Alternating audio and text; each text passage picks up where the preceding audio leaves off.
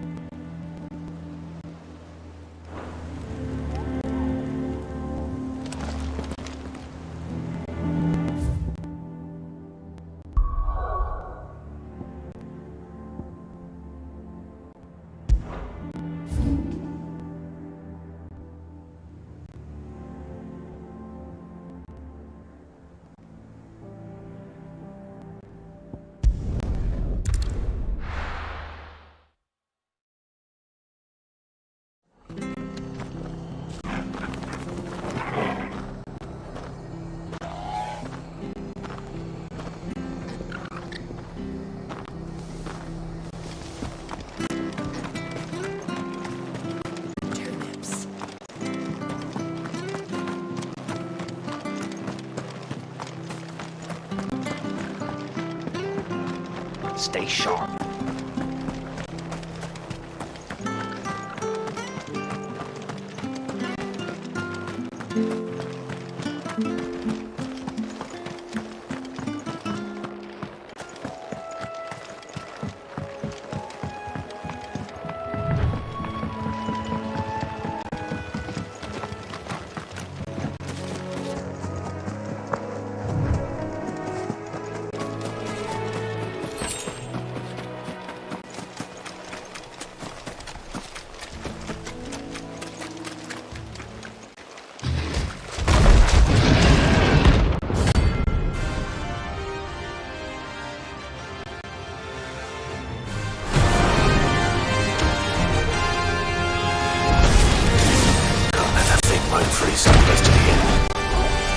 Time to take the bull by the horns.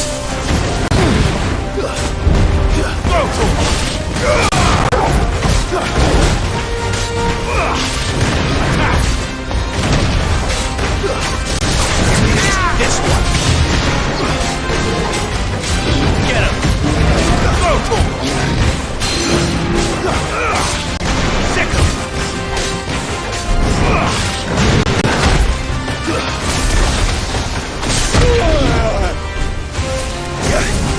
Over here.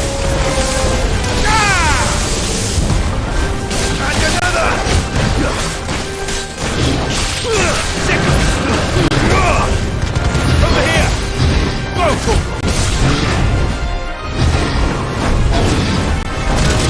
Too slow. Nice try.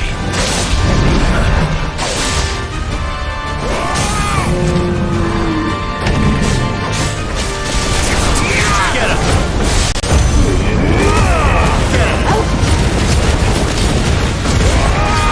Over here!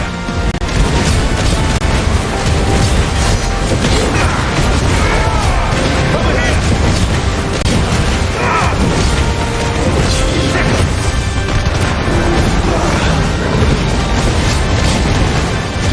Nice try.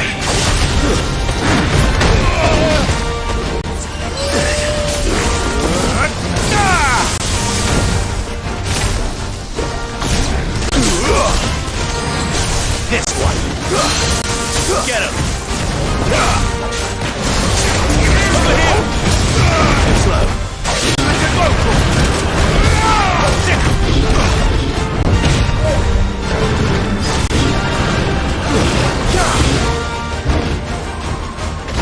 Vocal! This one!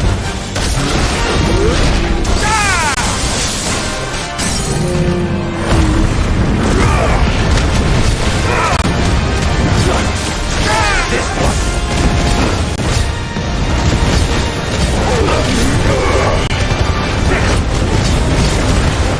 It's over.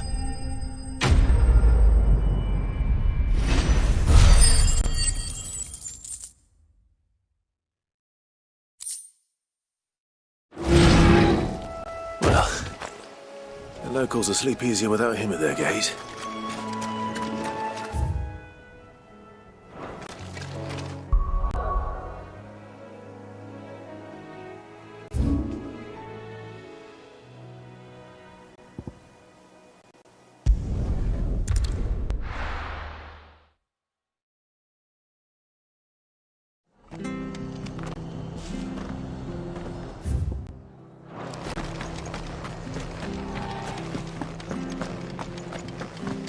Oi! You there! Stay sharp. We don't know when those bastards...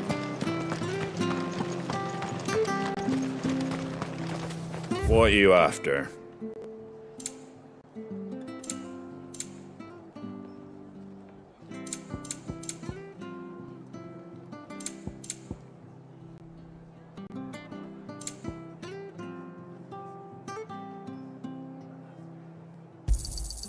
Much obliged. Fare thee well. Thank you for sticking with us. Those of us who are still here have to look after each other. It'll take ages to tidy all this stuff up.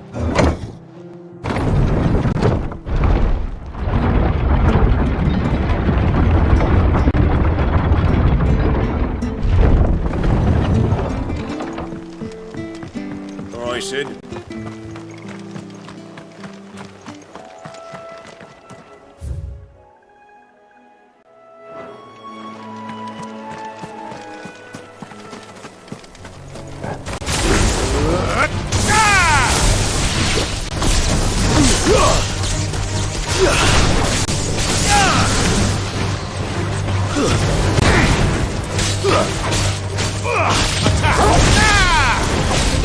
Over here!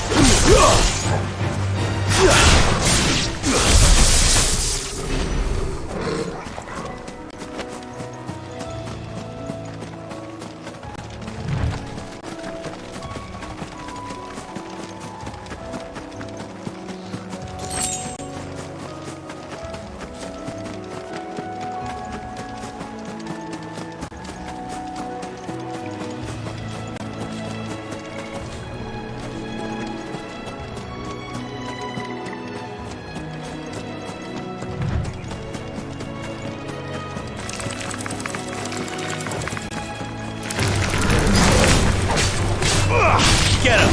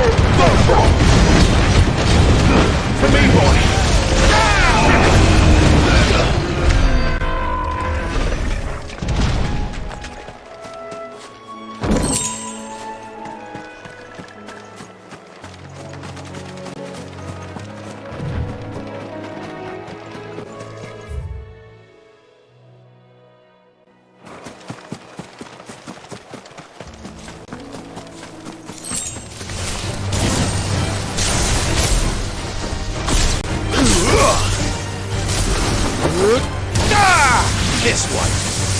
Over here! Go, Torgal!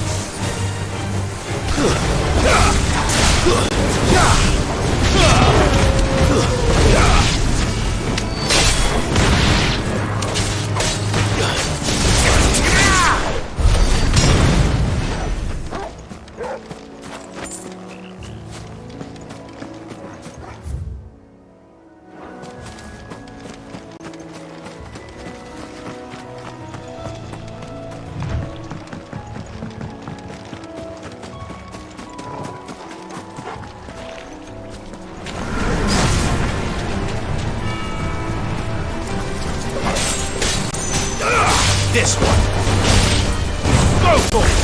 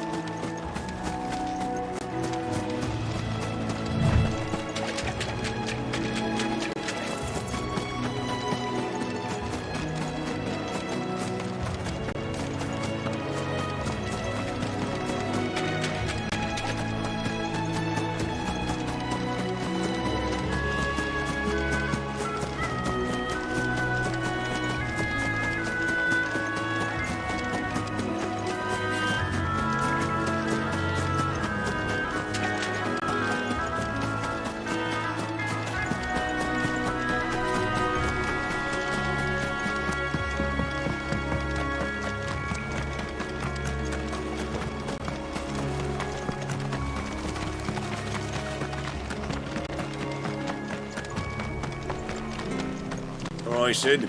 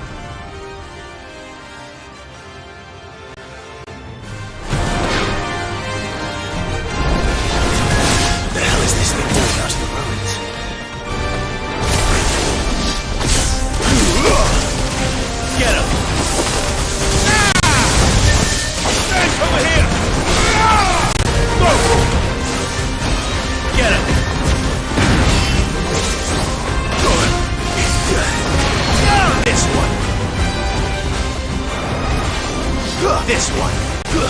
Over here! Get him! This one. Go for it! Over here!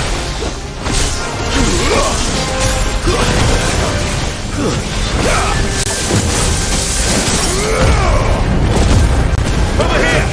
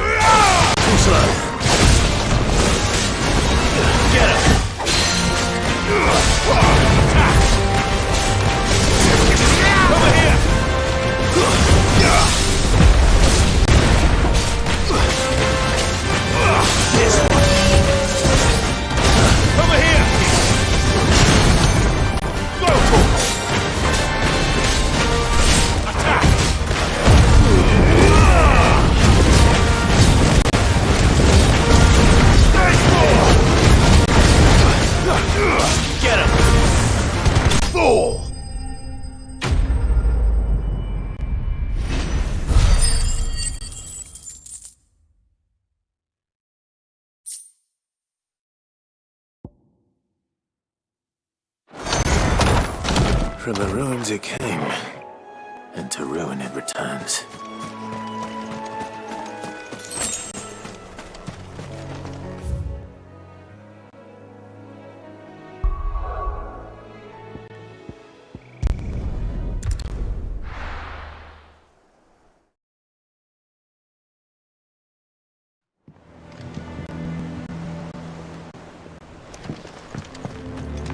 What became of Kupka? Why haven't we heard anything?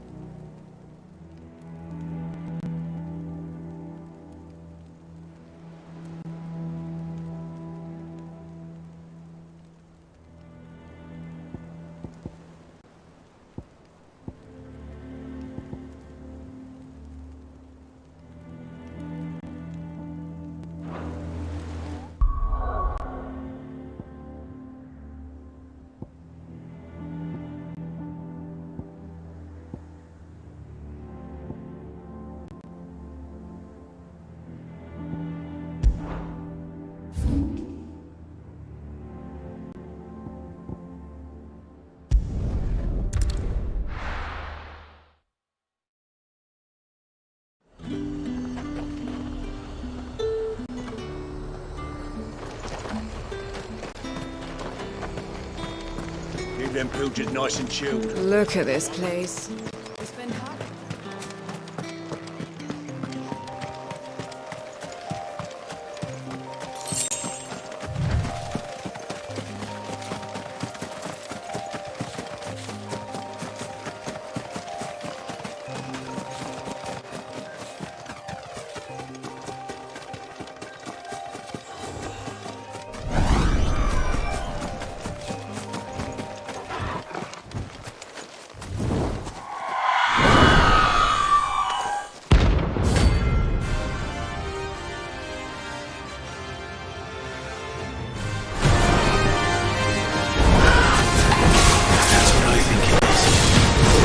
This isn't gonna be easy.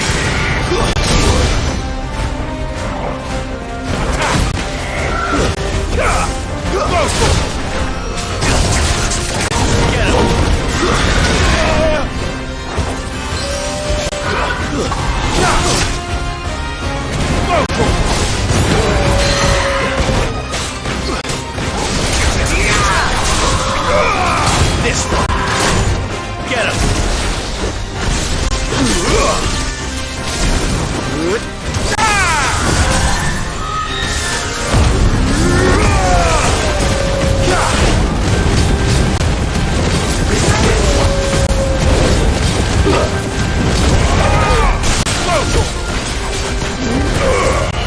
Over here.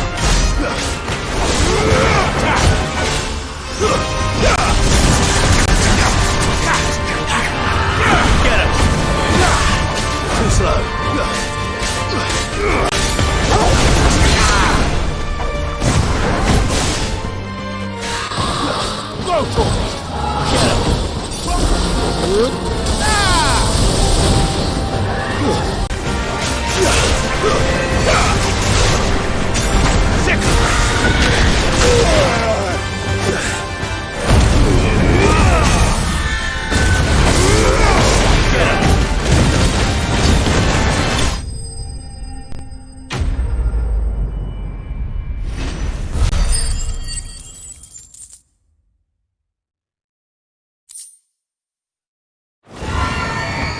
Rest well. I know I will.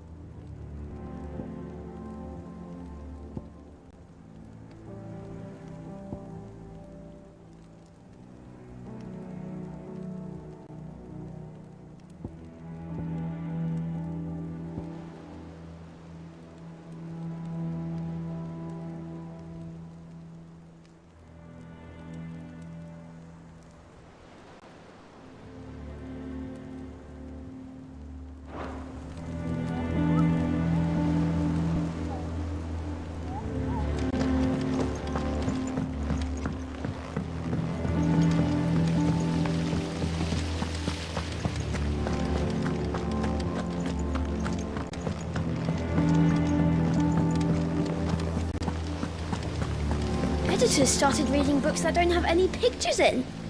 Why would anyone want to do that?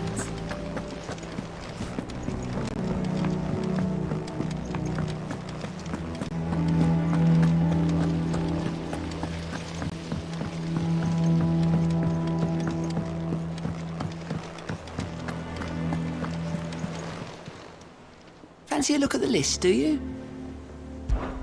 Anything catch your eye?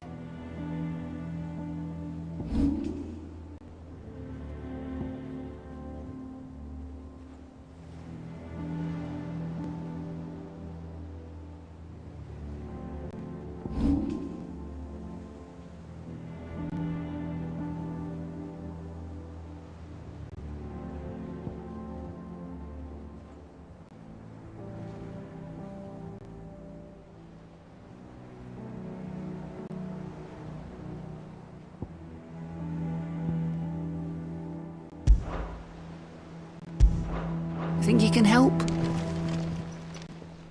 Oh, I wasn't expecting you back so soon. Come to claim your just desserts? Here you are.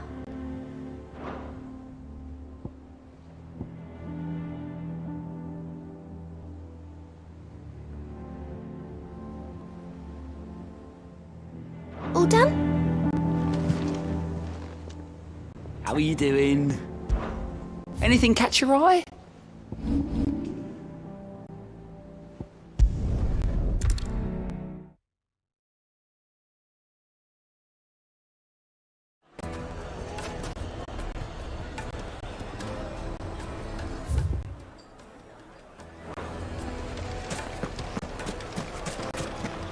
I've never even forged a button.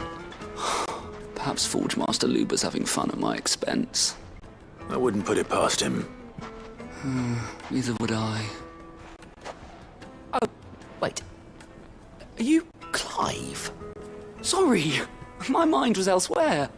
I'm Sava, Master Luber's least accomplished apprentice. Soon to be former apprentice if I don't pass this test. Maybe I'm just not the resourceful type. People are buying up weapons faster than the Briar's Kiss can forge them, and here I am, unable to make a decent bit of kitchenware. He wants me to make a carving knife, one that embodies the spirit of Dalamil. Whatever that's supposed to mean. I don't suppose you have any idea what he's on about, do you? I'm afraid not. Never mind. Thought I'd ask. It was that or pack my bags. I could give you a hand if you like. I know how busy the Briar's Kiss has been, and that Lubor needs all the capable hands he can find. I'd be a fool to refuse. So, where do we start? Good question. If I'm honest, I've never made any kind of knife before. And then there's this little riddle to keep in mind. The spirit of Dalamil. Nothing is ever simple with that man. The way I see it, there's only one way we'll be solving Lubor's puzzle. We need information. The more the better. You're right. There's no point fumbling in the dark, I suppose. Now, who to speak to first? Well, there's plenty of folk in Dalamil who use knives for a living. There's the butcher, of course, and any number of cooks. They're bound to have an opinion or two about the tools of their trade. All right. I think we have a plan. Let's get to it, shall we? I'll talk to every cook I can find. You speak to the butcher, and anyone else you can think of. All right. Good luck. Let's hope that someone says something useful.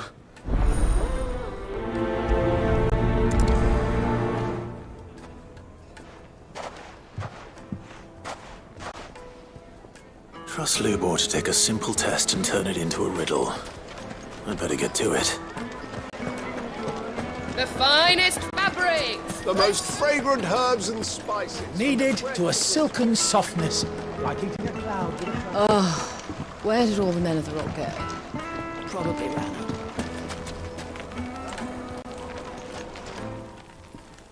Welcome, sir. What can I do you for? A question, if you don't mind. I need to know what makes a good carving knife. You a blacksmith or something? Something. I suppose. Fair enough. Knives, is it? First and foremost, it's got to hold an edge. Most knives will make it through fat, no problem, but sinew dulls cheap steel in no time. Give me a blade which can slice through anything that crosses my chopping block, and I'm a happy woman. So a knife that stays sharp. Makes sense.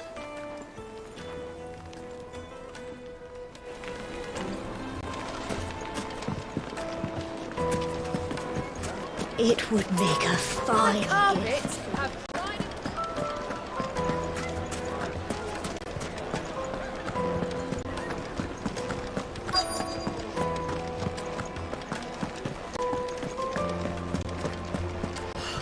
I need to drink.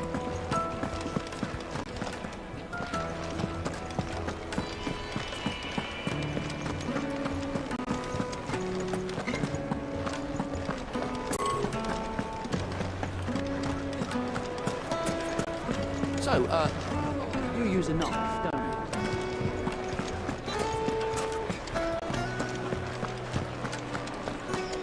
Take a sniff, good sir. Fresh bread, warm from the oven. Made from the stoutest stoneware.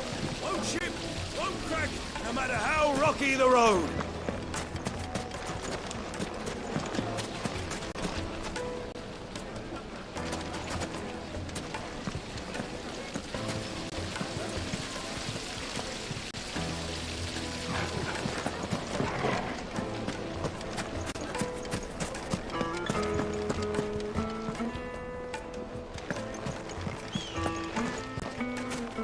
Won't you come and play, handsome?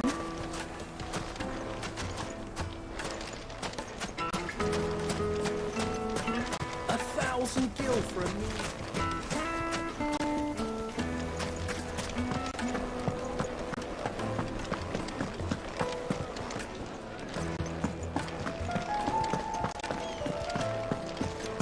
Did the constables test you properly before they gave you that brand?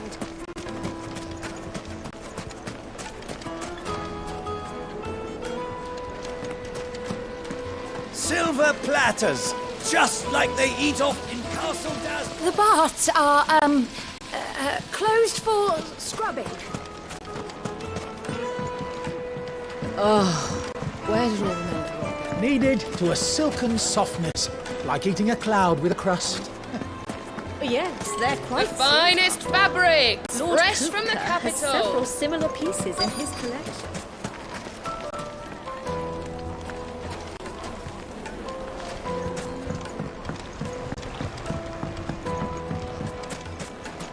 Plates and pots!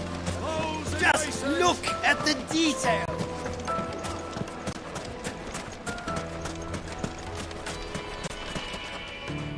What is it? I'm in no mood for chatter. Sorry. Do you mind if I ask your trade? Hunter, why? I have a question. Can you tell me what makes a good carving knife? I assume you use one out in the field. Has to be able to put up with some punishment. Can't be dealing with a brittle blade, not while I'm on the hunt. If your knife snaps every time you use it, you'll be spending coin as fast as you make it. Times are hard enough as it is. Thank you. I won't keep you any longer. All business, eh? Man after my own heart. So, a carving knife should be hard-wearing and hold an edge. Hardly a revelation. Let's hope Sava had better luck than I did. Silver platters, made from the stoutest stoneware. The most fragrant herbs and spices.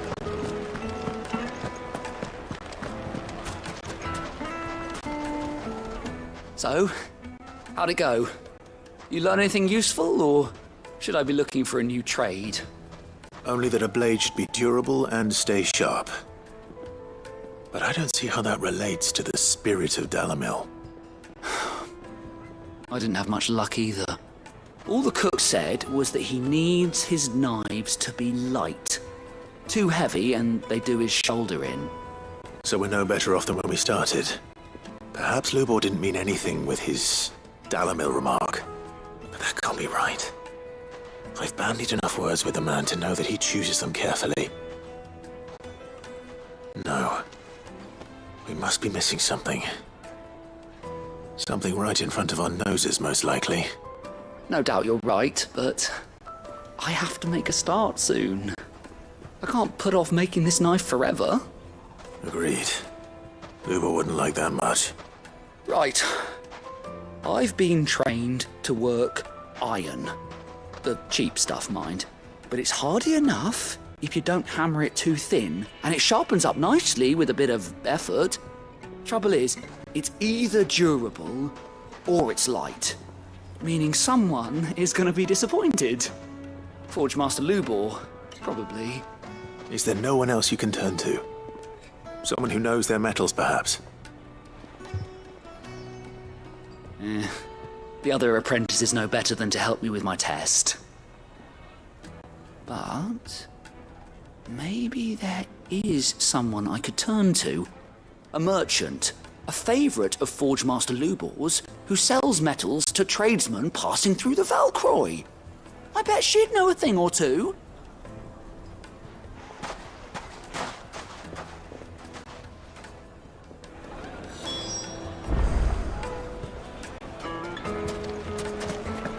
Master Lubor says Drake's fang is full.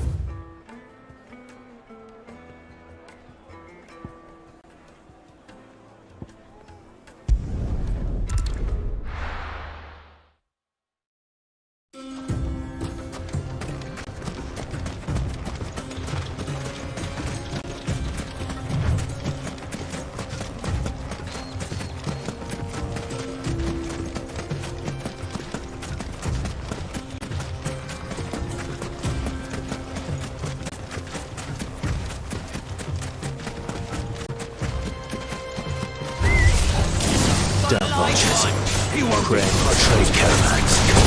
You picked the wrong target. This one.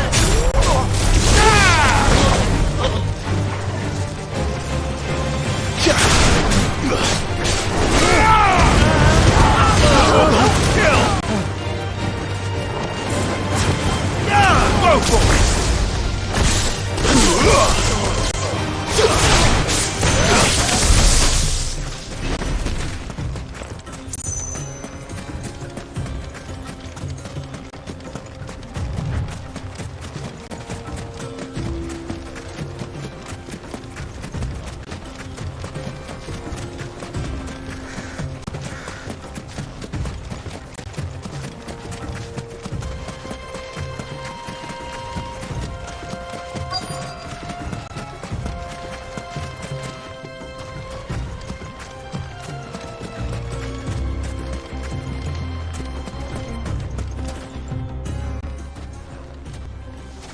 Any luck?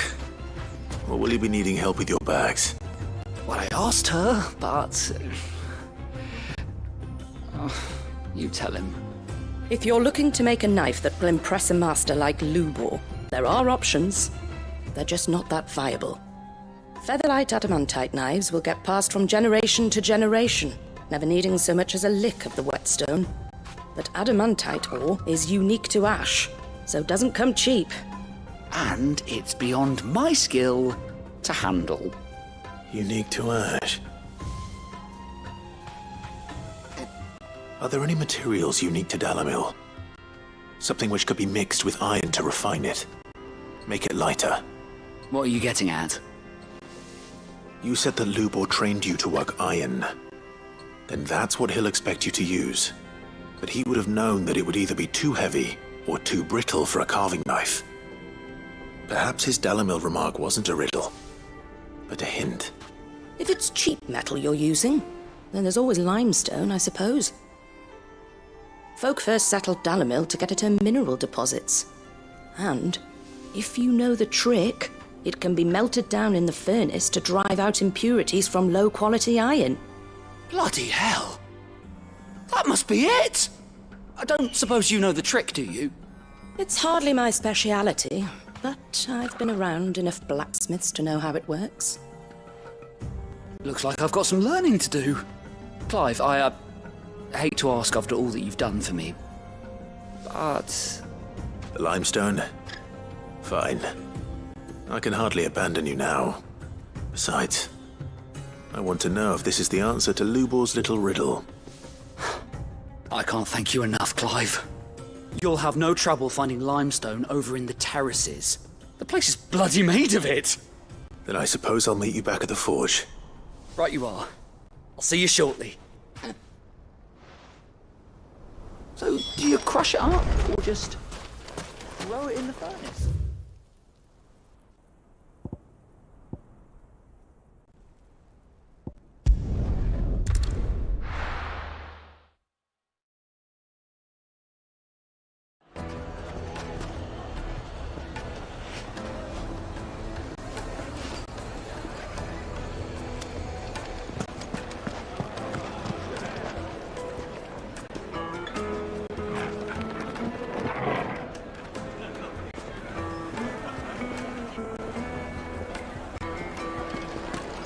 The finest fabric! The most fragrant herbs and Fresh bread, warm from the oven. Here, have a taste. Oh, where did all the men throw? Plates and pots! Bowls and...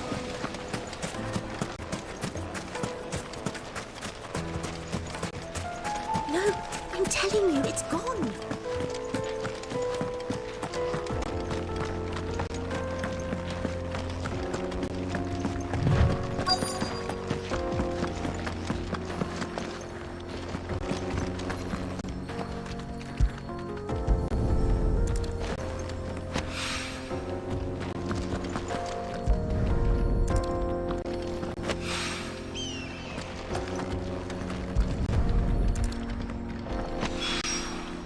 One rock looks a lot like another. But hopefully this is what Sava needs.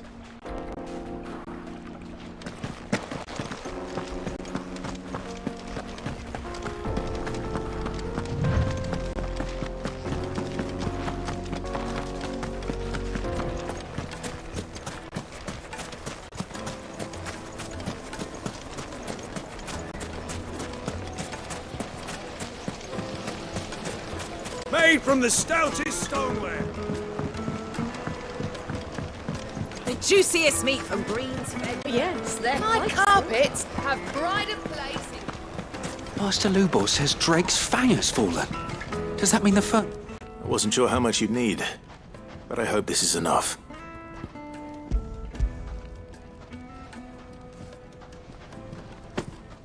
You are one of the good ones, you know that. You and that merchant both, she's got quite a gift for teaching that one.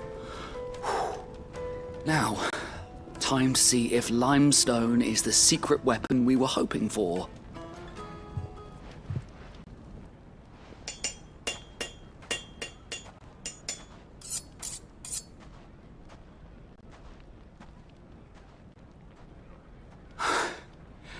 That'll do, I reckon.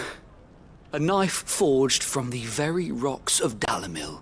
Her spirit, if you will. It's a fine-looking blade. I only hope Master Lubor agrees. That sounds like my cue. And just as well.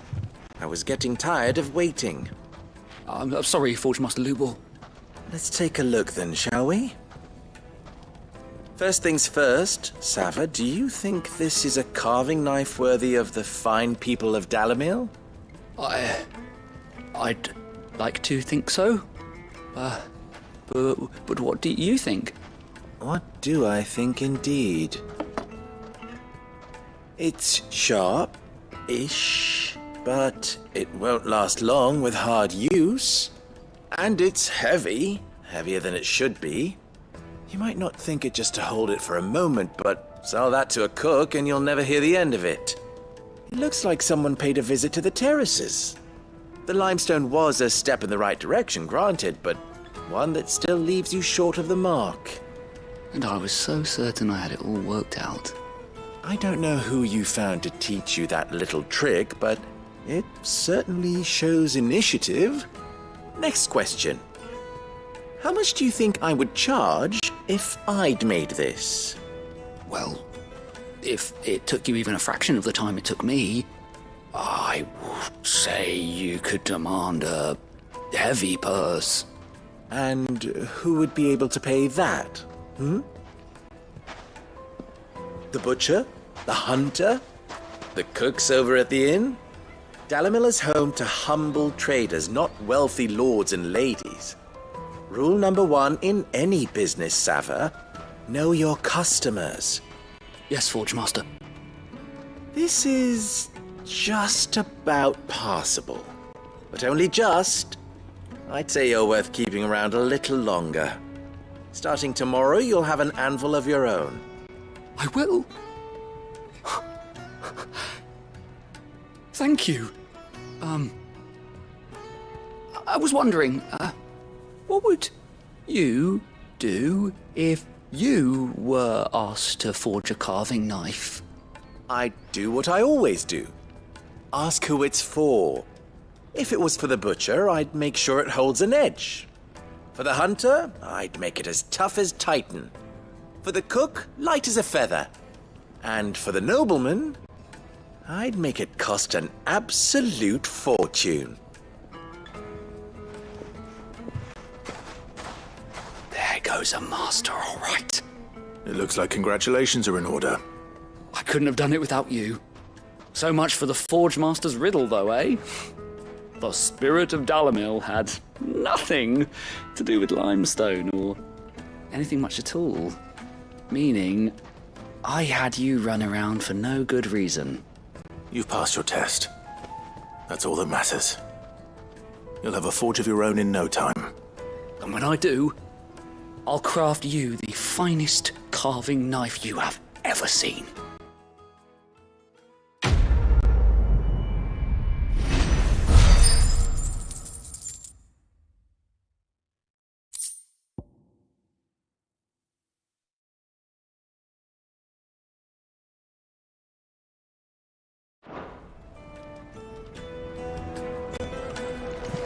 Master Lubo says Drake's fangers.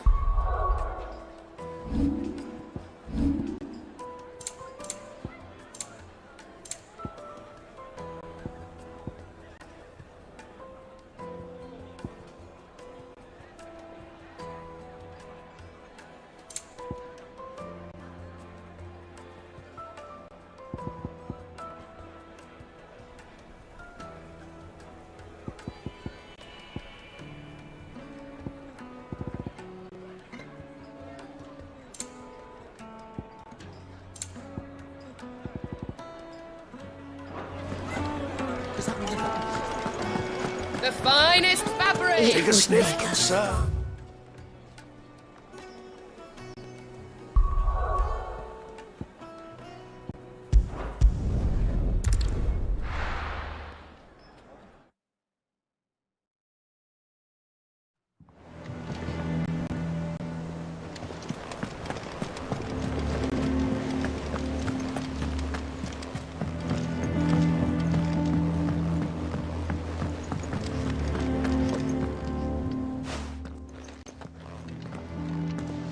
Clive, you're back. I am. And with glad tidings for once. Hugo Kupka is no more. Well, I'll be. All of our comrades who lost their lives back at Sid's place be smiling down at you right now. We had a stolus from Lubor saying Drake's fang had fallen. I expect that was your doing as well, was it? It's a long story. One for the history books, I'll bet. Welcome home, Clive. It's good to be back. You look better. I feel it. Which means I'm coming on your next little adventure. You're not leaving me behind again. Wouldn't dream of it. Otto. Any word on the Royalist movement since I've been away? Shouldn't you be putting your feet up? If you really want to know, go and have a word with Vivian. Thank you. I will.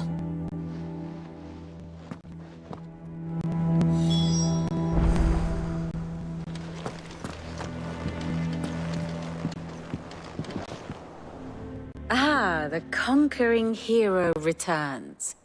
And with hardly a scratch on him. I may have picked up one or two. Well, the fact that you came straight to me instead of visiting our resident physiker suggests that you picked up something more important. A scent. The scent of Waludas. The very same. But whatever plans Kupka was hatching with the Royalists, he took them to his grave. As did his men. Slaughtered by the orcs who'd taken over the Fang. Orcs, Vivian. I've never seen such creatures in Storm before. The Waludas must have ferried them over from Ash, but why? Why work to rescue Kupka only to invade his home, the mother crystal of an allied nation, and let both fall? It makes no sense. Do you know the tale of the blind men and the Adamantus? One can often be led astray by focusing too closely on individual details. One must instead see the bigger picture. And what bigger picture is there than my map?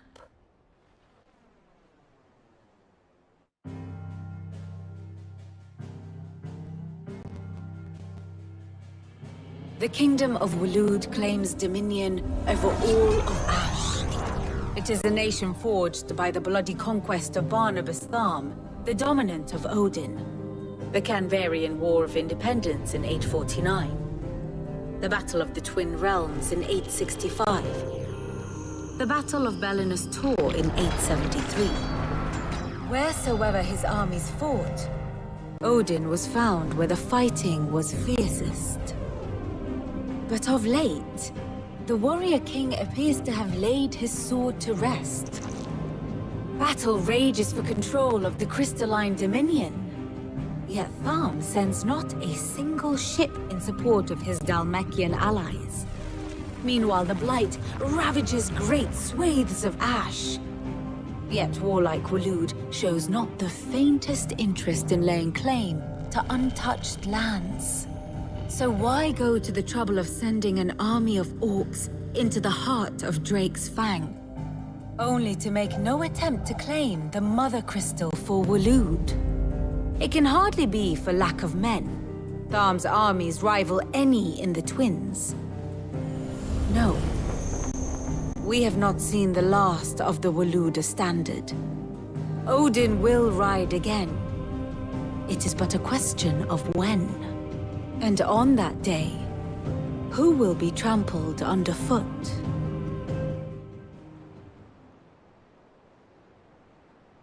In summary, I know not to what end the Royalist betrayed Kupka. I know only that it is part of some broader scheme.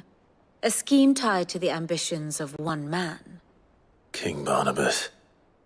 But there is no need to wallow in confusion. If one is to cure a sickness, one must first identify the symptoms. And your Lord Uncle has volunteered to do just that by keeping an eye on the Royalists' movements. He's really throwing himself into this. Indeed he is. Which means all that remains for us to do is await his reports. Well, not quite all in your case. The people of the Hideaway must hear the news. Justice has been done. Hugo Kupka is dead. The wounds he left that night are still raw, especially for those who lived with Sid the longest. Tell them that those wounds might finally begin to heal. Consider it the price of today's instruction. I've never known you to be sentimental. What can I say? I am only human. And we are, all of us, sentimental animals at heart. I suppose we are. Very well. I'll go and spread the word.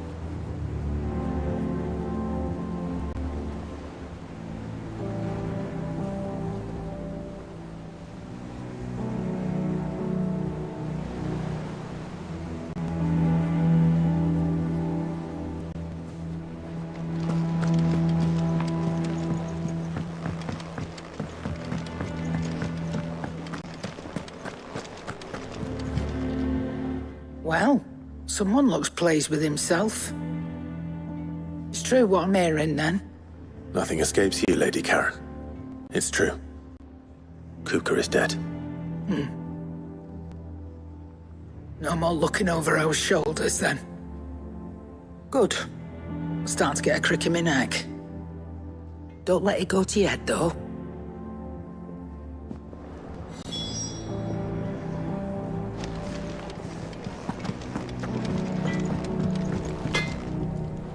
Blackthorn, do you have a moment? What is it? I'm busy. I wanted to tell you that Hugo Kupka is dead.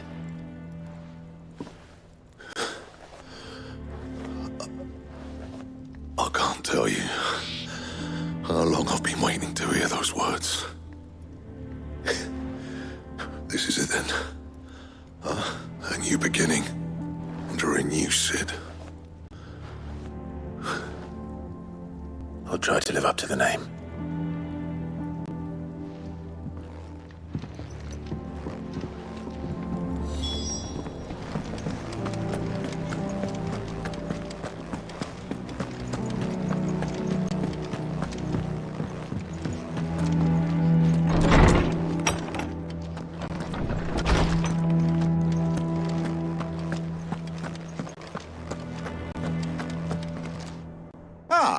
Clive, have you come seeking the gift of knowledge?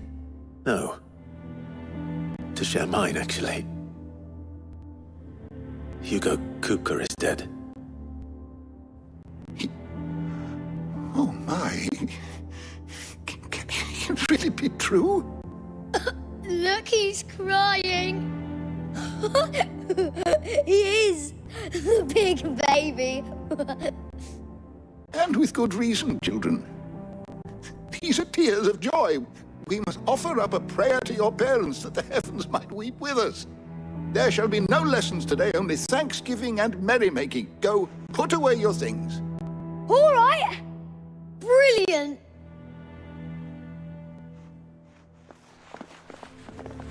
Finally, a new dawn has broken. It has. Thank you, Clive. I cannot wait to share the good news. Hippocrates. After Kupka fell, Ultima came to me. I need to know what he is. Have you learned anything? Alas, no. And not for want of trying. I have scoured nigh every historical tome in our collection and found nothing. Not even the sort of conspicuous absence that might suggest a concealment of fact. One is almost tempted to conclude that such a creature never existed. But I saw him. With my own eyes. I don't doubt that you did. Alas, it seems you are the only one who has. To others, he reveals naught. We see only that which he leaves in his wake, like some terrible force of nature beyond the ken of mortal man. A bringer of death. Whether the Ultima you met with was the being itself, or merely another projection of its power, I know not. But until I do, my investigations shall continue. Thank you. It means a lot. Right. Let's see if Otto has anything else for me.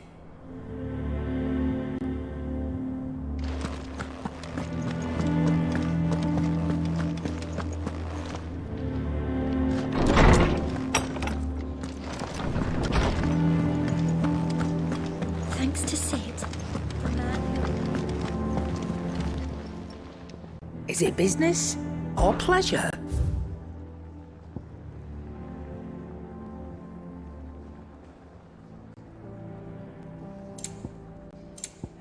Come again. Or don't. I'm not much bothered either way. What do you need? What do you want?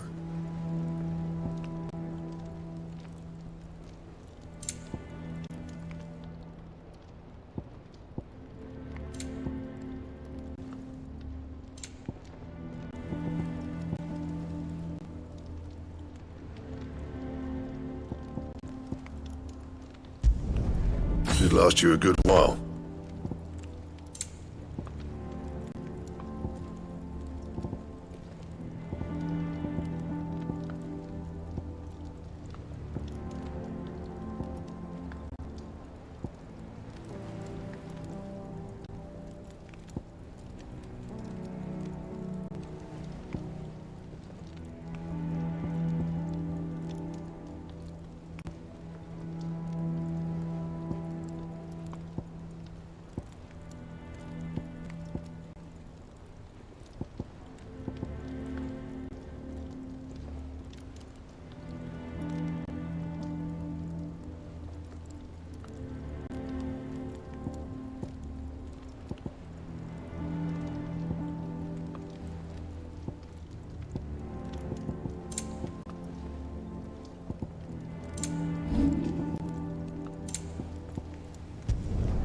Yeah, that should do you. Anything else?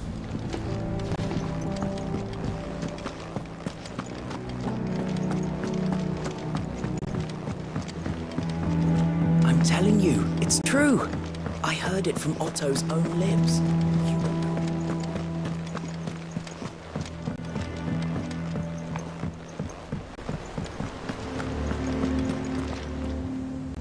You barely sat down since you came home. Vivian got you running errands or something? Just spreading the word.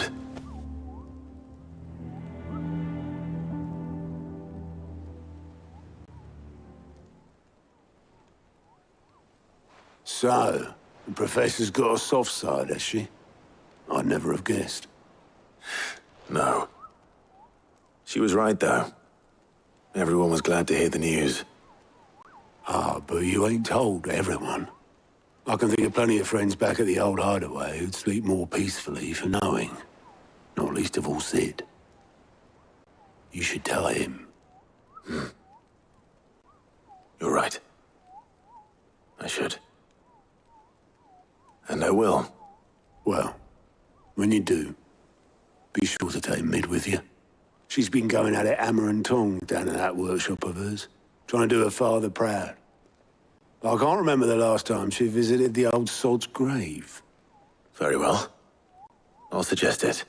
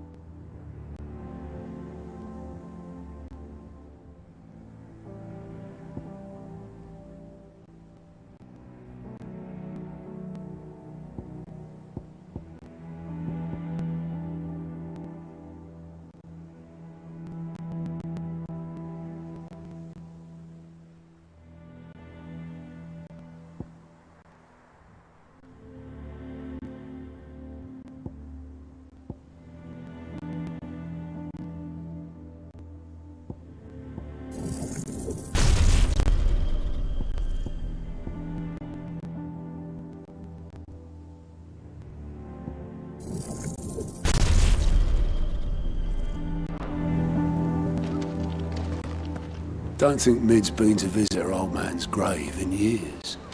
So take her with you when you go.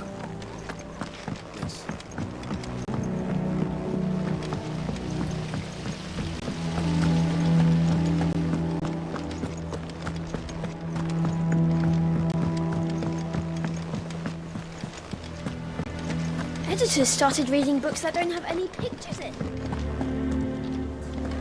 Mid hasn't been a usual.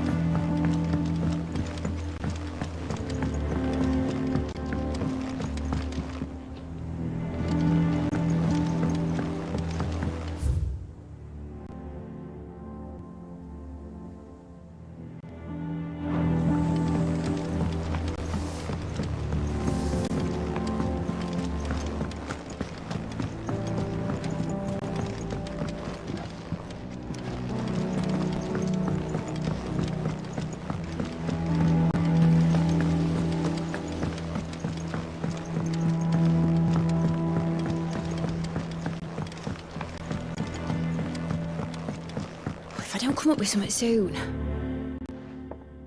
All right, Clive? What do you want? I'm going to visit Sid, and I thought you might like to come with me. Sorry, I'm too busy for all that right now. I've got to get this thermal displacement stack sorted. Thermal... Displacement stack. Here. And this is for... Only the fastest, finest ship the world has ever seen. The Enterprise.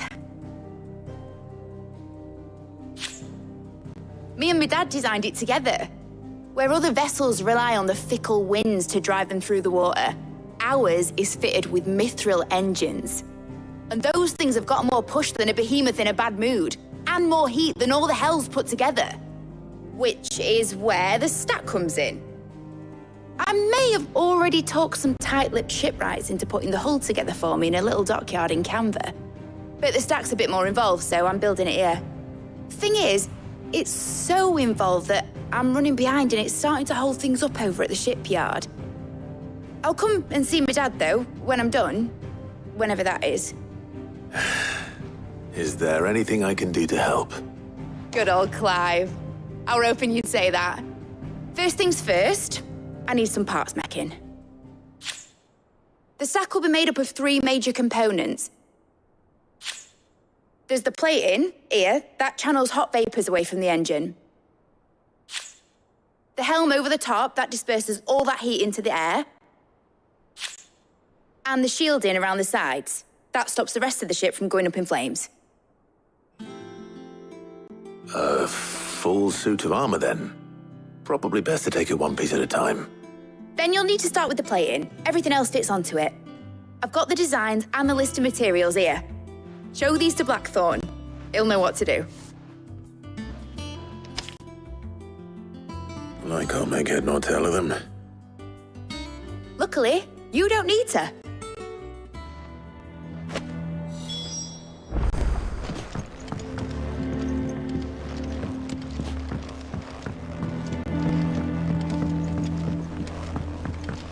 Think Mid might need some help.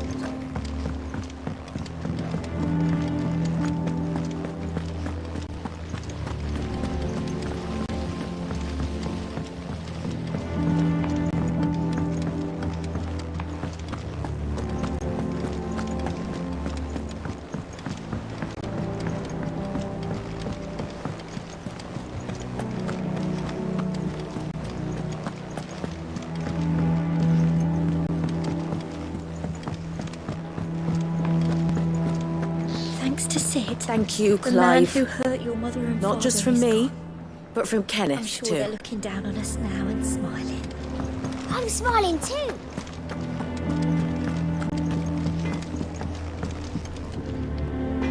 Blackthorn, can I ask a favor? Hell with it. It's for Mid. This my last chance to say I'm otherwise engaged. I'd spare myself the arseache. Go on then. What is it this time? She said you would know. Here.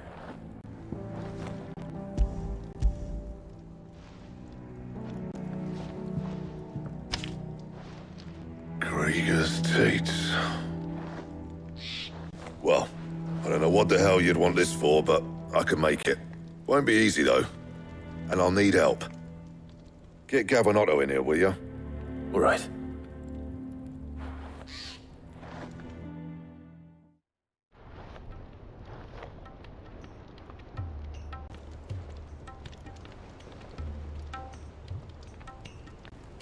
So Mid's roped us all in here again, has she?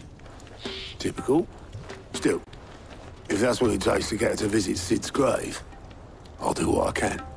And, what is it we need to do, exactly? Take a look at this. It's this plating. The usual sword grade steel won't work. We need something that can get very hot, very fast, and still keep its shape. That means an alloy. Something that won't break or buckle at the temperatures she's talking about. Which is where you lot come in. I need materials, and I've got my work cut out already. You'll have to fetch them. Now, there's a special kind of sand I'm after that you can only find out in the Valcroy. Stardust, they call it. As for the rest of the stuff, my usual supply should have it in stock. It just needs buying and bringing back here. Well, we'll get it done quicker if we split up. One of us should probably give you an hand collecting the sand. And the other can go and get the rest from this supplier. Right then. Well, make your minds up who's going where, and we can get this over with.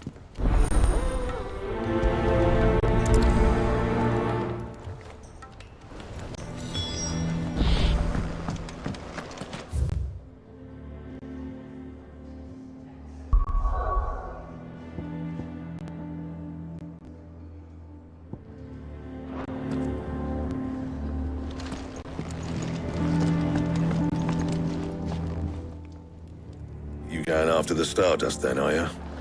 Which one of these two lucky souls is going with you?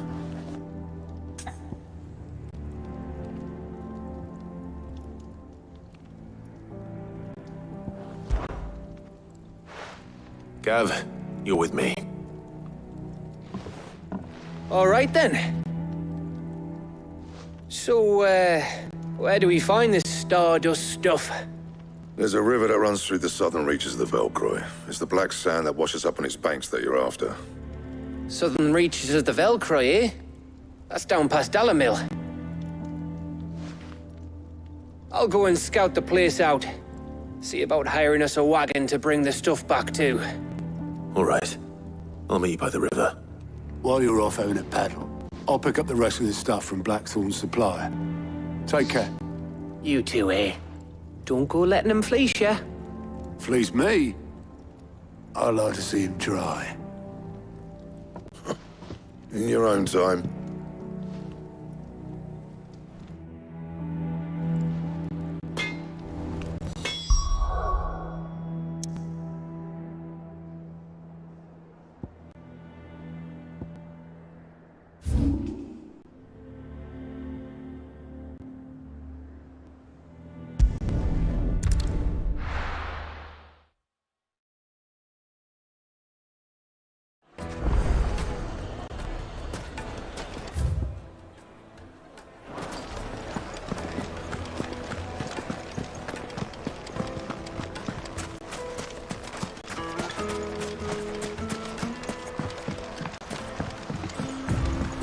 Looks like I found the river. Now where's Gav?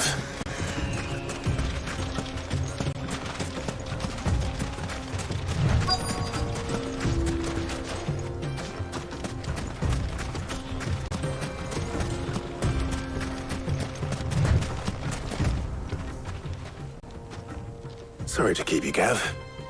Better late than never. I've had a quick scout about, and I reckon round here's our best bet if we want to grab as much of this Stardust stuff as we can. Don't know what Blackthorn's planning to do with it, though. I asked over in Dalamil, and they seem to think it was worthless. But if Stardust is what Blackthorn wants, Stardust is what he'll get. There's plenty of this stuff lying about, just begging to be bagged. Then let's get bagging, shall we? We shall. Race ya.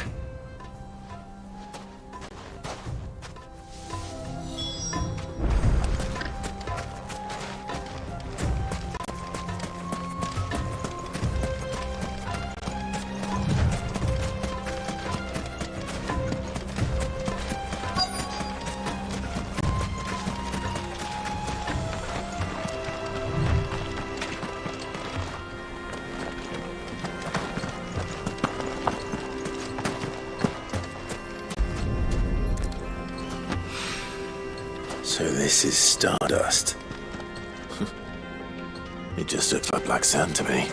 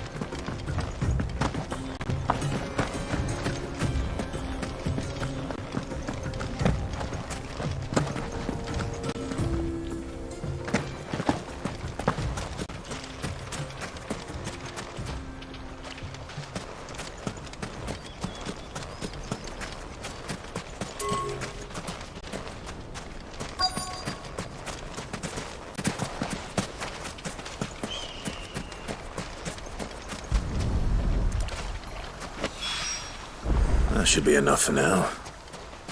Let's see how Gav's getting on.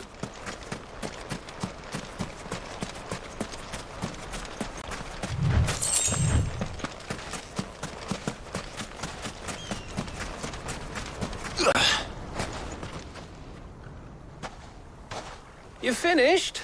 How much did you get? Enough. I hope.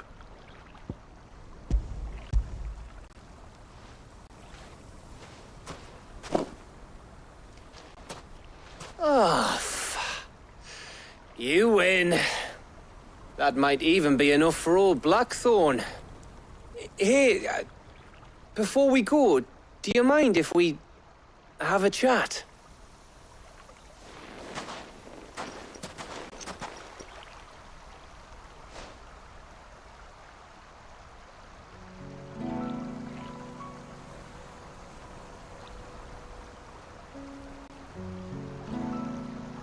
Feels like ages since we had the chance to talk. You know, man to man like. It does, doesn't it? Back when you first took Sid's name, we were talking all the time. Working out what to do in that. There was a lot to work out. And there still is. Those shoulders of yours starting to feel the strain. Hardly ever see you around the hideaway nowadays. Always on some errand or other. You can take a day off, you know. Says the man who spends most of his time behind enemy lines. Only 'cause you keep sending me there. I know I can count on you, Gav. Likewise.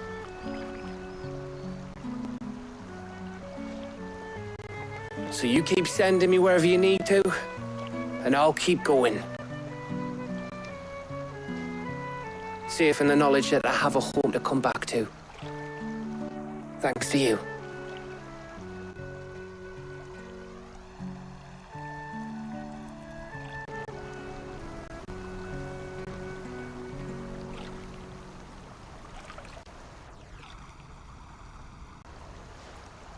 Right. That's enough soppy shite for one day. We'd better get this lot back to Blackthorn before he slings his hammer at someone. You go on ahead. And try to get some rest once you're there. Oh, I plan to. Believe you me. After Blackthorn gets what he needs, of course.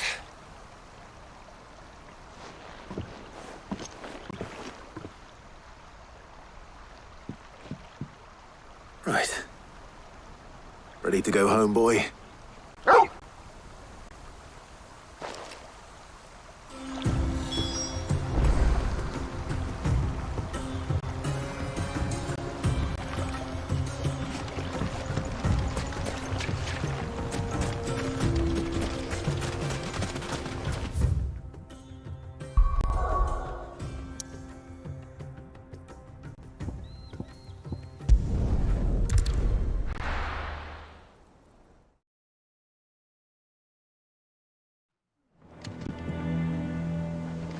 Let's hope this is all Blackthorn needs.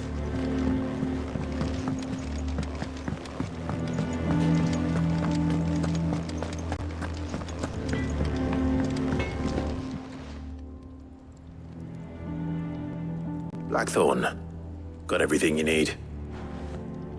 Yeah. Yeah, I do. Cheers for the stardust. Should be enough to be getting on with. We should go out on maneuvers together more often. You know, it beats sneaking around on your Todd all the time. I'll make a start on putting this thermal plating together then.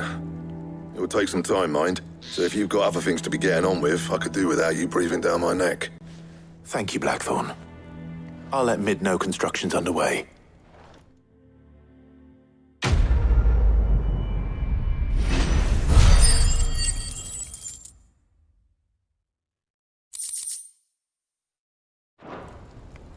Suppose we'd better be getting back to work too. Give us a shout if you need anything.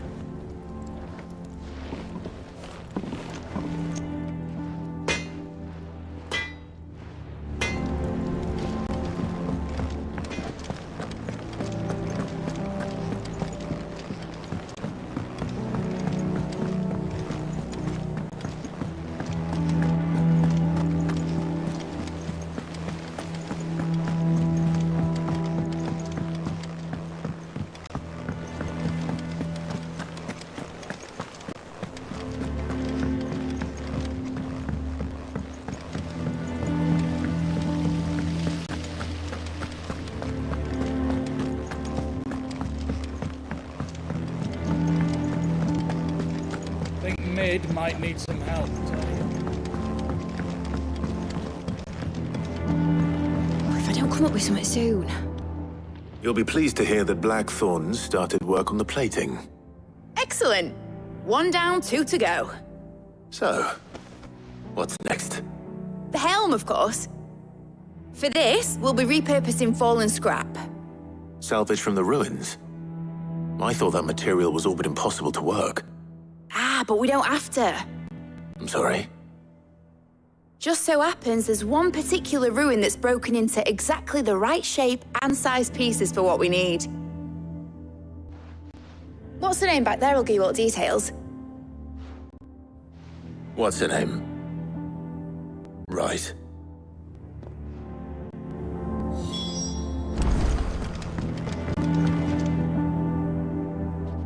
Oh, Sid, is this about the helm? Yes. Mid said I should speak with you. I'll show you the plans then. Here you see the mithril engine, in which mithril is burned to generate heat. That heat is then harnessed to produce motive force. Excess heat is dealt with by means of the thermal displacement stack, which disperses it into the surrounding air. Now, were we to rely on thermal plating alone to achieve this effect, the rate of excess heat buildup would far exceed the displacement coefficient of the plating. In other words, the reactor would overheat and eventually explode. This is where the helm comes in. It connects to the plating, you see, and serves as a sort of thermal sink to absorb all that excess energy. Our experiments have shown that fallen ceramics are remarkably thermophilic. They can withstand and absorb levels of heat far above anything we are able to make today. And not only that, they're also waterproof and immune to rust, making them the perfect material for our protective hood. Why, if sea or rainwater were to enter the reactor proper, it would vaporize instantly. The forces produced would tear the ship from stern to... You can stop there. I understand. Mid said we might be able to use parts of a fallen ruin. Where would I find it? Ah, yes. It's in Lorbert's Pass, near Lostwing. The thing is, well, I probably should have arranged to have the pieces we need brought here sooner. You see, a certain unwanted visitor has taken up residence there. It's no longer a matter of just walking in and taking them. It's, going to be considerably more dangerous than that. I see. Then I suppose I'd better deal with this unwanted visitor for you. Would that help? Oh, very much. Thank you, Sid. I'll gather my team and head there right away. We'll meet you outside the ruins.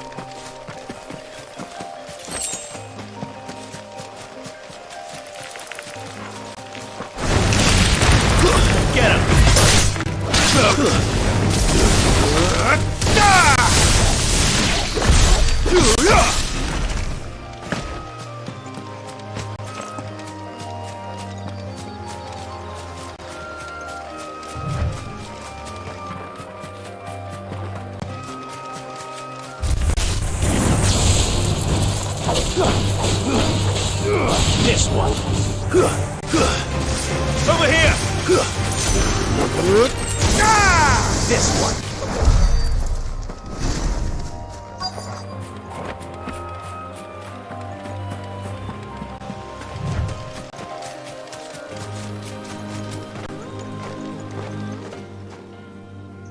Oh, there you are, Sid.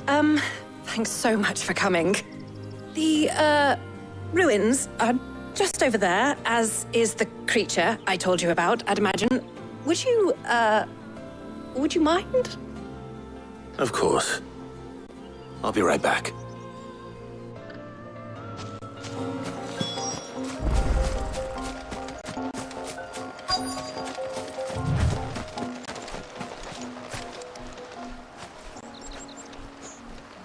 Anybody home?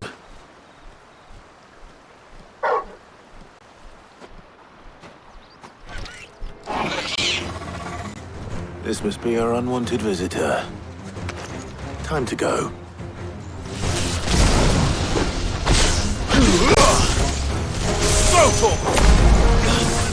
Over here!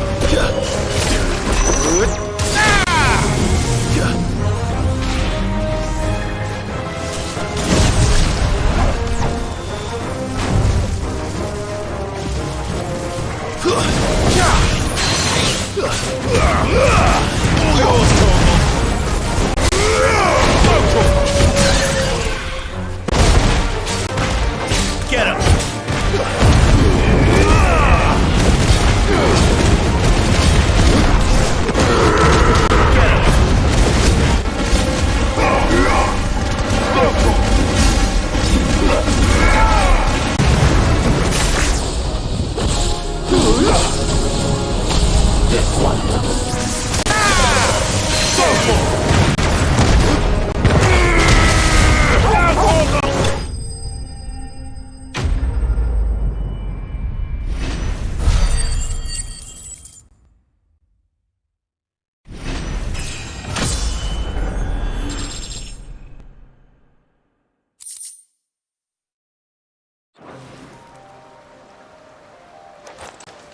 The things I do for you, Mid.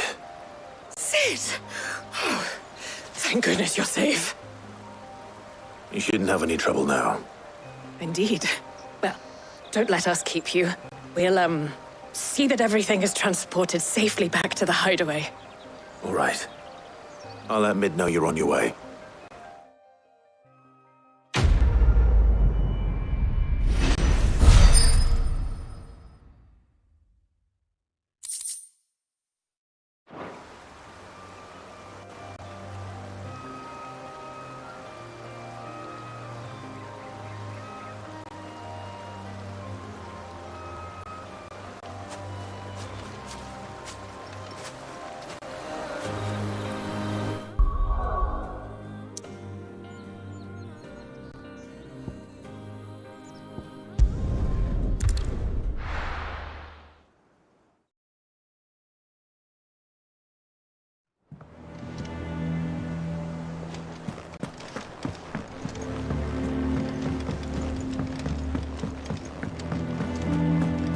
Thanks to Sid. Thank you, Clive.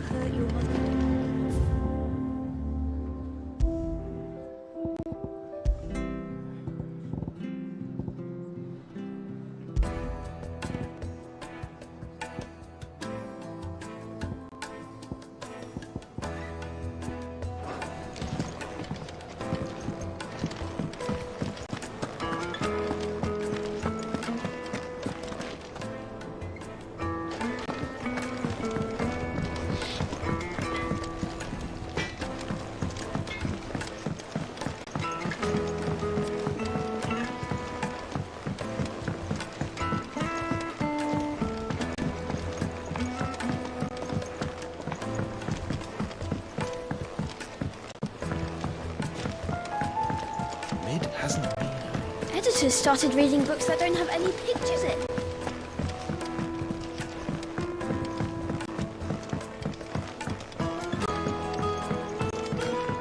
If I don't come up with something soon. Mid. Helena has recovered the material for the helm. She'll be along shortly.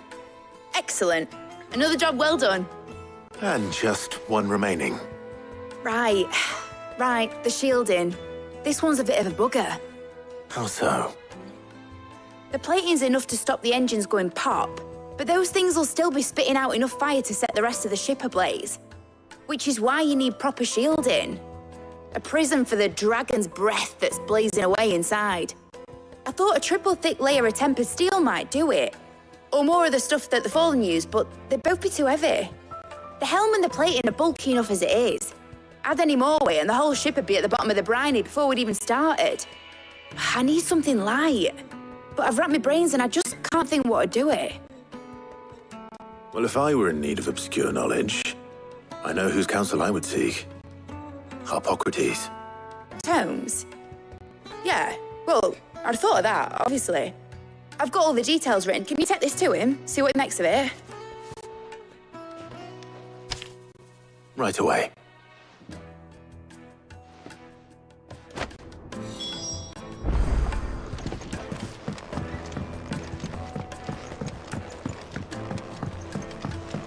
I think Mid might need some help tidying up.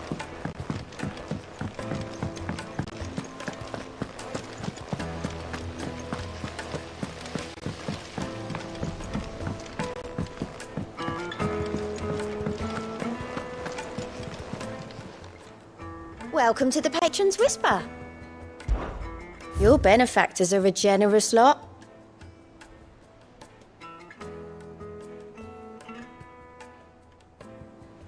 Come again. I may have more for you. Oh, I wasn't expecting you back, sir. Here you are.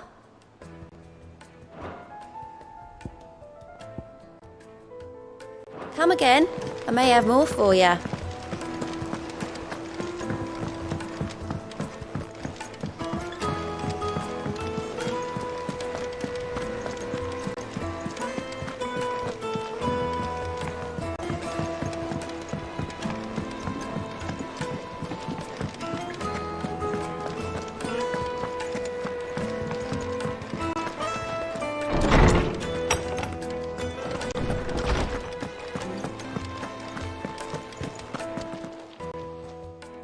Harpocrates, do you have a moment? For you, Clive, always. Well, actually, it's for Mid this time. Could you take a look at this?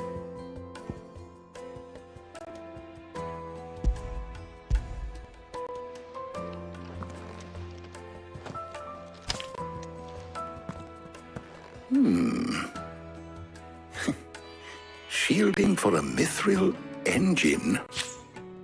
Whatever will that girl think of next? And what are these notes around the edges? She has some specific requirements for the materials. The shielding needs to be able to resist extreme heat on the inside, and yet remain cool enough on the outside not to set the ship alight, while also being light enough not to sink it. As you can imagine, she's struggling to find anything that meets her needs. I see. I wondered if you might know of a solution, or if you might be able to search the records for one. Perhaps it is not a different material she requires, but a different approach. What do you mean? Consider the lake we have made our home.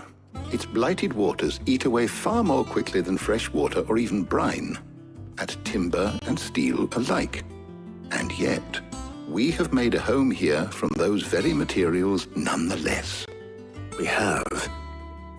But Bardolph must varnish every board twice over to keep it from rotting. And Obelus complains that without a constant supply of pitch. I see. Early Gregorian histories speak of a preparation known as moondew. It is said to be able to resist even the most ferocious flames. Before the dragoons tamed the worms and wyverns of the realm, nobles would daub their castle walls with it in order to guard against dragonfire. So if we could recreate it... It might be applied to some material or other in order to provide the protection Mid requires. As to how best to apply it and to what material, perhaps Bardolph and Obelus might be of assistance. I shall speak to them and see what wisdom they might have to offer.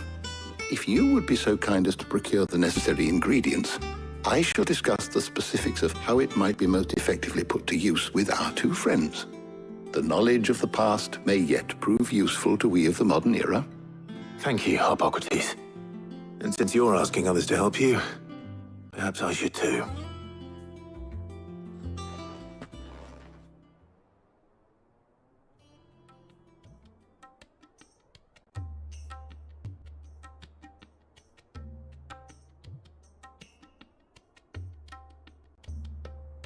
So you need a hand, do you? We do. I'll be heading to market for the ingredients we need. I could do with some help. And some company, too. The other can assist me in researching how best to prepare the shielding itself. Can we count on your aid? Always. Well, if Jill's game. Thank you. I am sure either of these fine young minds would prove indispensable in my research.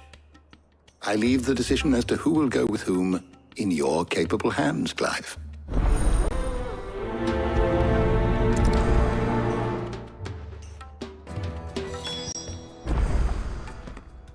So, Clive, have you made your decision? Who will accompany you on your little excursion?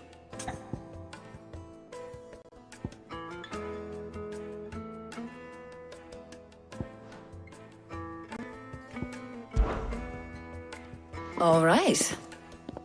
So, what are we fetching? I have taken the liberty of preparing a list. Here. Garlic? Conch shells? Are you sure this is the right list? Looks like the ingredients for someone's supper. Though these items may seem mundane, they have potent effects that are rarely exploited, effects for which they were once highly prized. So much so, in fact, that they were harvested almost to extinction, hence moondews having fallen from favor. Now, of course, they can be obtained with ease. You should be able to find everything you need at the market in Northreach. Well, isn't that convenient? I was hoping to be able to make a trip over that way sometime soon. Need to speak to an old acquaintance. I'll meet you there. All right. Stay safe. I'll see you later, Clive. Good luck with your research.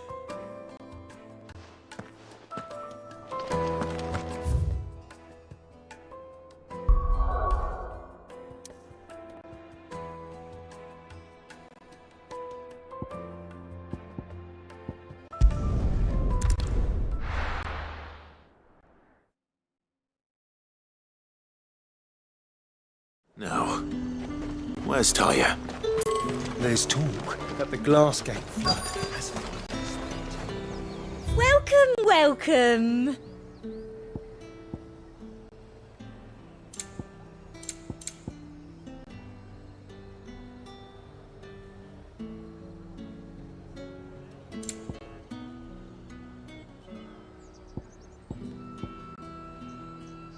I'll be here if you need me. Keep them pilchers nice and chilled. Need to stock up on I won't these. have use. There you are, Taya. Ah, we shouldn't have any. But if time is of the essence, perhaps we should split up. Take a few items each. All right. What shall I look for? Let's see now. Why don't you take the garlic and the pepio nuts? Meet me by the gate when you've got them.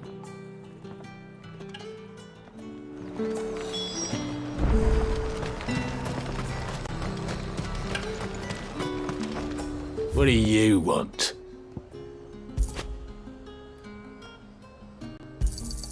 And thanks for nothing. How the hell is anyone supposed to...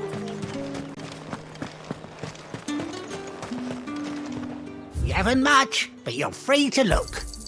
I trust it's all here. You're always welcome That should here do in it. Lostwing. Hopefully Taya's finished too. Fresh cuts! Come and get them. Up! You'll not find a bruised pin in them. Well, did you find everything? I did. Here.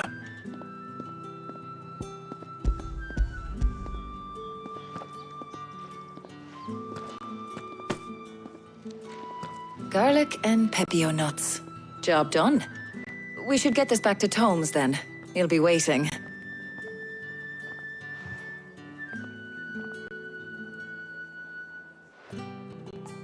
But we're not in too much of a rush, are we? Quick chat.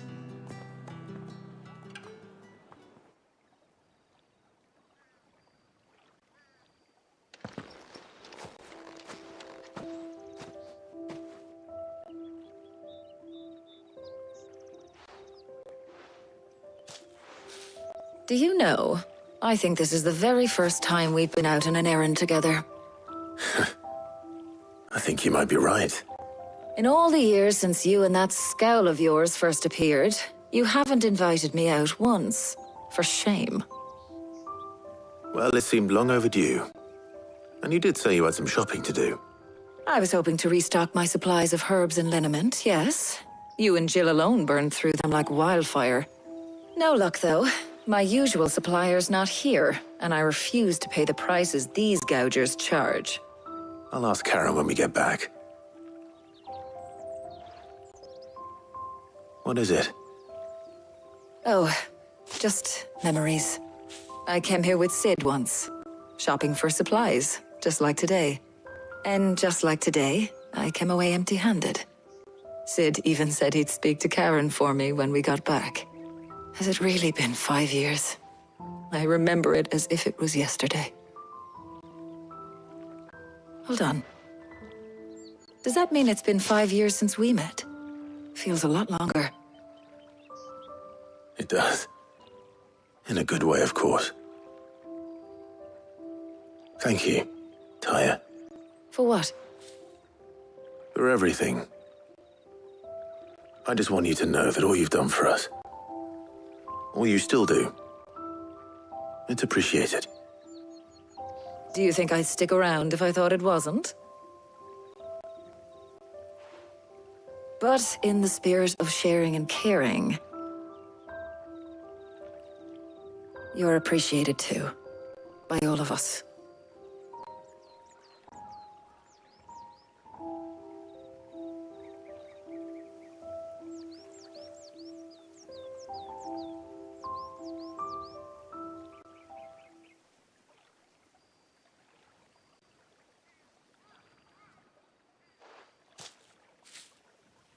Well, I think we've tarried long enough. I ought to get these ingredients back to Tome so he can make up this concoction of his. I'll meet you back at the hideaway, all right? All right. And thanks again. I heard you the first time.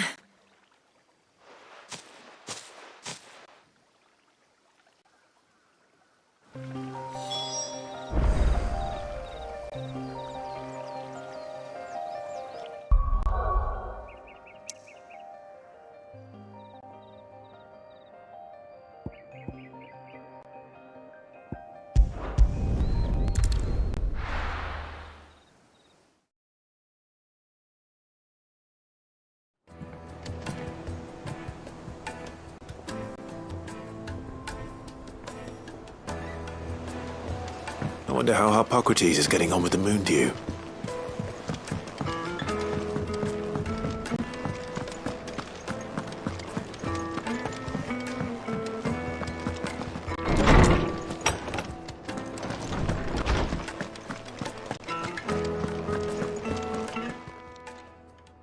How's work on the shielding progressing, Hippocrates?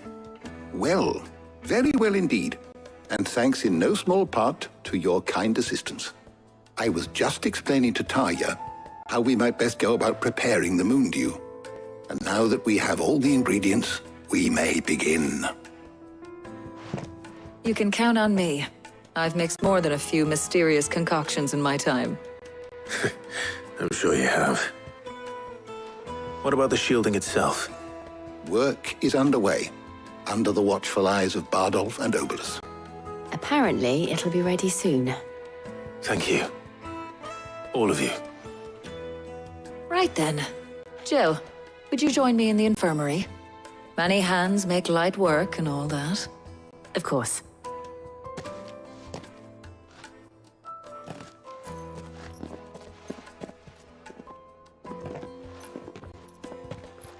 Oh, and Clive. It was good to talk. We should do it again sometime. It appears our work here is almost at an end. A shame. I was enjoying playing the man of action for once. When both the shielding and the moon dew are ready, it will merely be a matter of applying the one to the other. Followed by a rigorous process of testing and retesting, of course. Perhaps someone ought to warn young Mid of that. Leave it to me. Thank you, Hippocrates.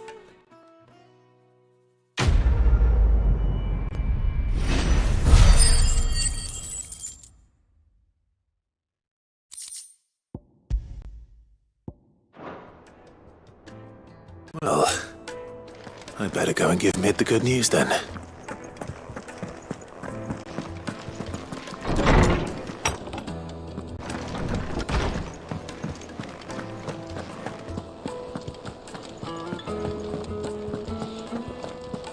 He cracked the crystal too? You're joking.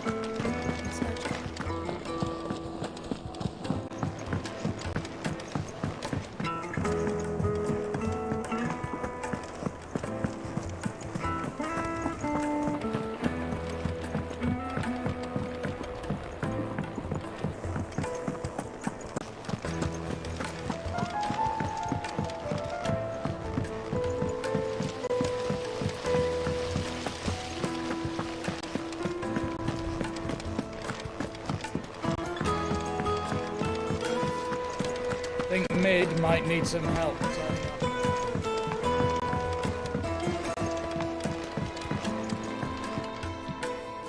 Sorry to keep you waiting, Mid. But you'll be pleased to know that work on the shielding is underway. You found something for it? In a manner of speaking, Hippocrates knew of a substance that's highly resistant to heat. A coating that should provide the protection you need. He's supervising the construction and testing of the shielding as we speak. Brilliant! I knew you wouldn't let me down. Don't thank me. I'm just the errand boy. Right then, better start working out how to bolt all these bits together. To the Black Hammer!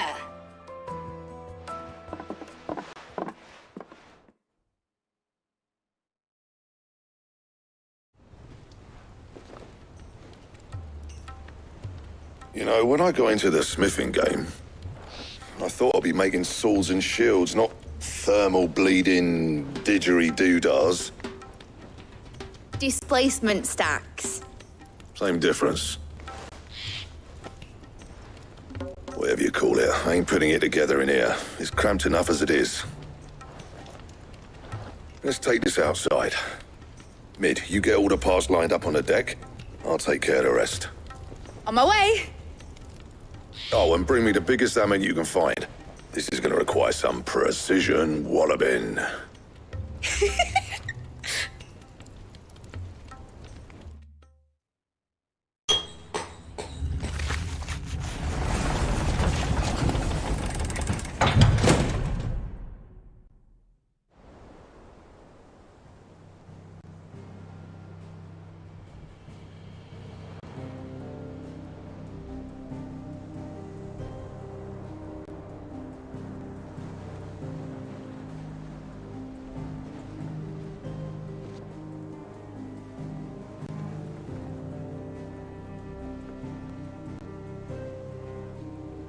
It's finished! It's finally finished! Thank fuck for that. I'll be feeling my hammer arm for weeks. Thank you, Clive, Blackthorn, everyone. That's one down and just 3 more to go. I'm sorry. Oh, didn't I tell you? The Enterprise has 4 mithril engines, and we'll be needing a displacement stack for each. You don't mean... Don't worry. Now they've got a finished one to work off. My gang in Canva can build the rest. Good luck to them, I say. Right, I'm off to get a sling for this elbow. Any other work comes in, keep it to yourselves, eh?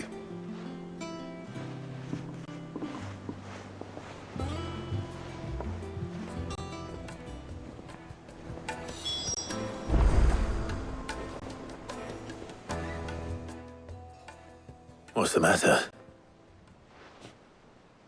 Nothing. Just daydreaming. Thinking about the Enterprise sailing off over the horizon to shores unknown. Searching for a land untouched by the Blight. Just like me and my dad planned. So if the worst came to the worst and every scrap of soil in the Twins turned black, we might still have a chance. That's what she was meant to be. You see, one last chance just in case we needed it. But now she's so close to being finished, I've realized I don't want her to be that. I don't want her to be just a lifeboat for us to cling to if things get desperate. I want people to sail aboard her by choice, not from the lack of it. In a world where we're not just trying to survive, but where we can actually live. I'm working on that. And I'll do everything I can to get you what you want. Don't you always? All right. My mind's made up. As soon as the Enterprise is fit to sail, I'm putting her under your command. Sod our plans, I'm trusting in yours. Are you sure about this? Something tells me it's what my dad would have wanted. He'd be proud of you. You were gonna visit his grave, weren't you? I was. And you can come too now that your little project is finished. Right. There's just one thing I need to finish up first. Won't be a mo. All right. I'll let Otto know you're coming. Meet us in the mess when you're ready. Aye, aye, Captain.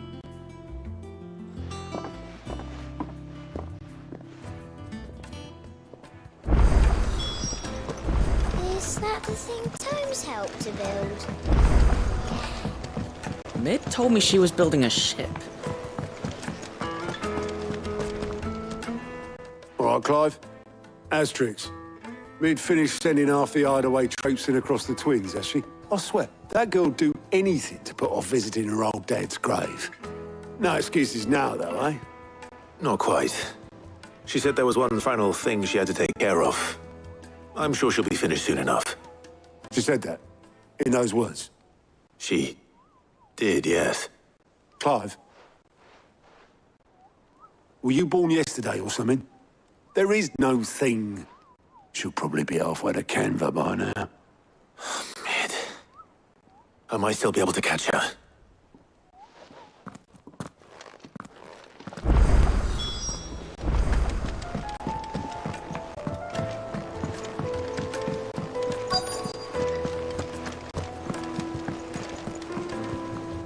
Obolus, have you seen Mid? Yep. In a boat, going that way. Then I'm too late. You in a hurry at all, are you? Oh, I offered to take her across, but she wouldn't wait. Just paid for a dinghy and rowed off. Oars going like the clappers. Got some life in her, hasn't she? But anyway, I was on my way up to see you, as it happens. Got a letter for you. Urgent, by the sound of it. One of your uncle's men said I was to hand it to you in person, post-bleeding haste. And you're here now. Thank you, Obolus. Don't mention it. What tidings, Uncle?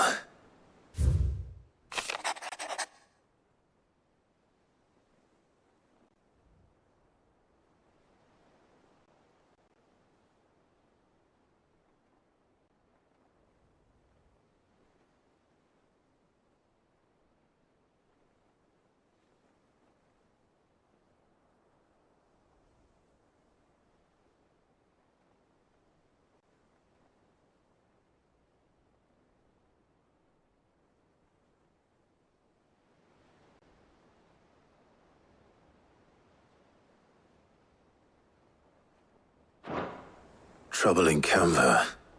Well, I'll need someone to keep an eye on Mid.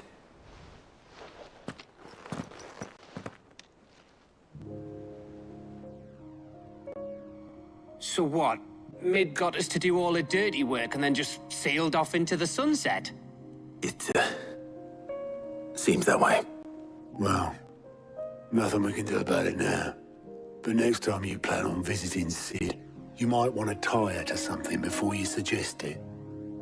Ah, don't be so hard on her. Gotta admit, the dirty work was kind of fun. Everyone pitching in and all that bollocks. Just like when we built this place. You're right. Anyway, we all set to head to the old hideaway.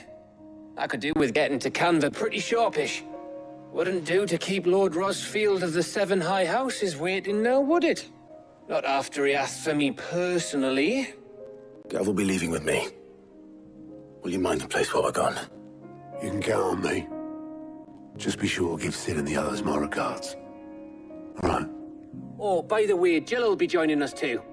She's got some things to take care of, but she'll meet us there. I hope she's telling the truth at least.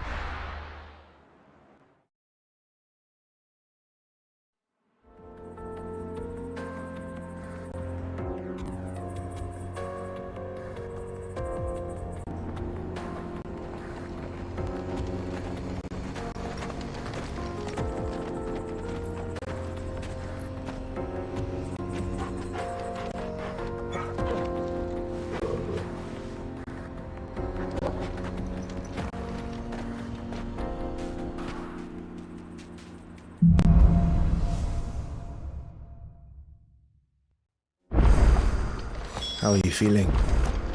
Better. Thanks to Taya. I'm glad to hear it. And Torgal helped too.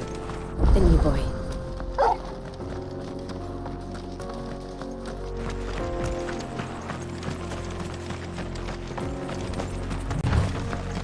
This used to be a trade route for merchants crossing the Scars, till the Republic laid a new road wide enough to let wagons pass, and all official traffic moved there.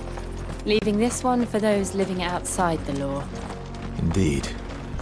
I doubt we'll be the only outlaws on the trail today.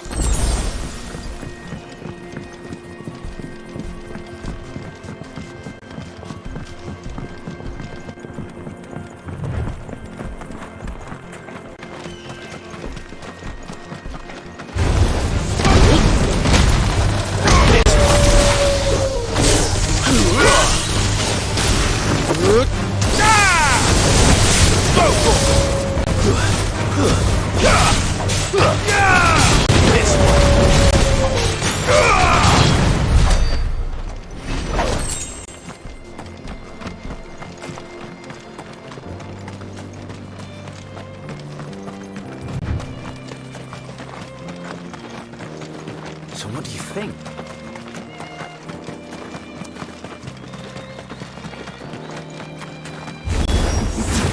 How nice. They have a hideaway of their own.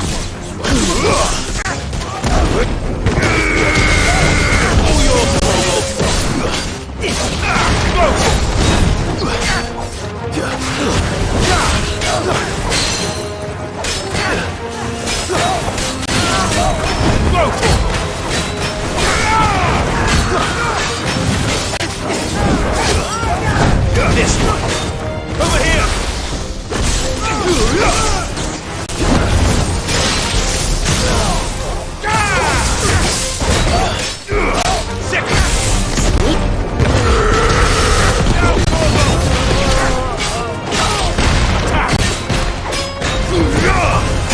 This one!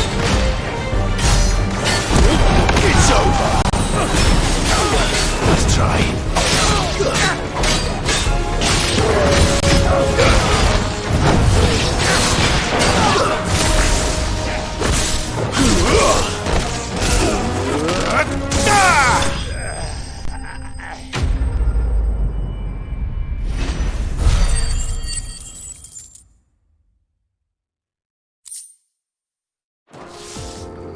We've done the Republic a service.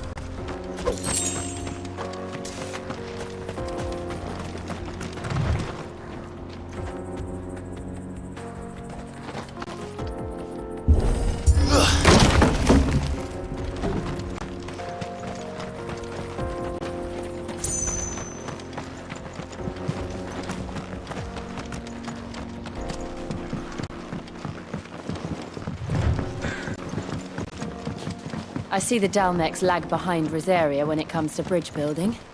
The fallen ruin should hold at least. The path continues on the other side.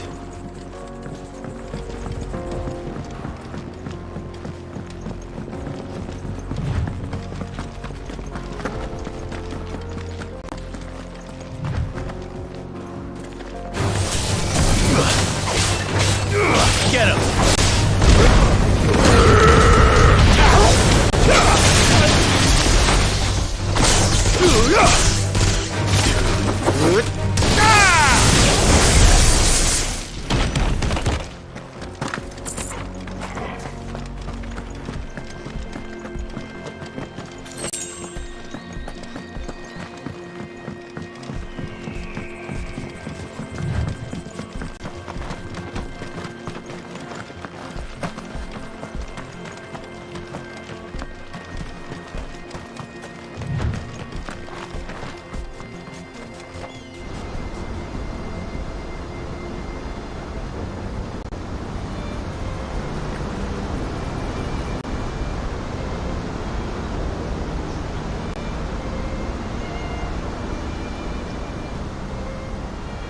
So this is Zemeckis. The land of the gods. It's even more impressive than I imagined. I remember being captivated by the story as a child. Long, long ago, man was overcome by avarice and challenged the gods in a bid to win their power. The final battle took place here, at these falls. Or so the legend goes. If anyone ever manages to plumb those depths, perhaps we'll learn if there's any truth to the tale. That the gods emerged victorious and punished man for his defiance by visiting upon him 2 curses. Dominants and bearers. To tell the truth, I always thought it strange that the Dominants and their icons were deemed a curse. Back home, the Dominant inherited the throne. They were admired and exalted, not spurned. Whenever I got to that part of the story, I always assumed there must be something I'd misunderstood. You had a lot of storybooks, didn't you? In your room, I mean. When we were young. The old legends were always my favorites. Epic battles between gods and men. Father encouraged me to read as much as I could. He thought it good for my education. You really were a boy like any other, weren't you?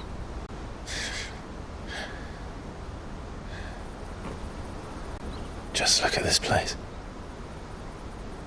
It's enough to make you believe the legends are true. I know.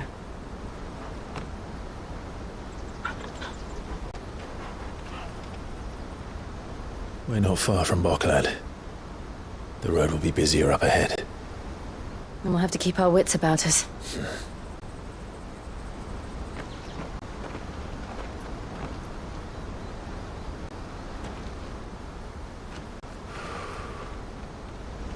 Clive? Something wrong? Nothing. It's nothing.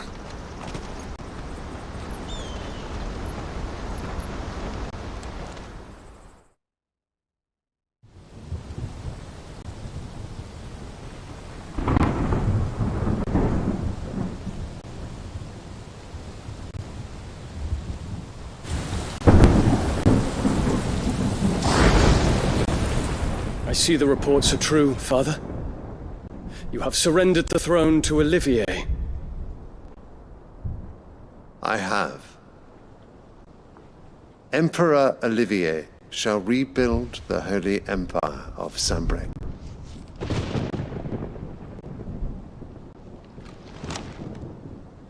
How is he to rule an empire? He is but a boy. I shall advise him until he comes of age. Father, please. Or for as long as I am able. The empire we seek to build needs young blood to rule it, and I can think of none better suited to the task.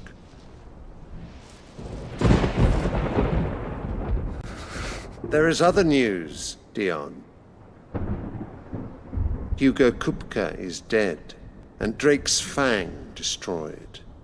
The pillars of the Republic have fallen.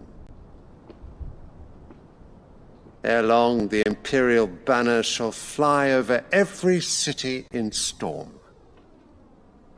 And then, Valisthea. All shall bow before their Emperor. Father, these are the words of a tyrant. They are the words of a god. The Emperor whom I gladly serve. Great Greegar, made flesh.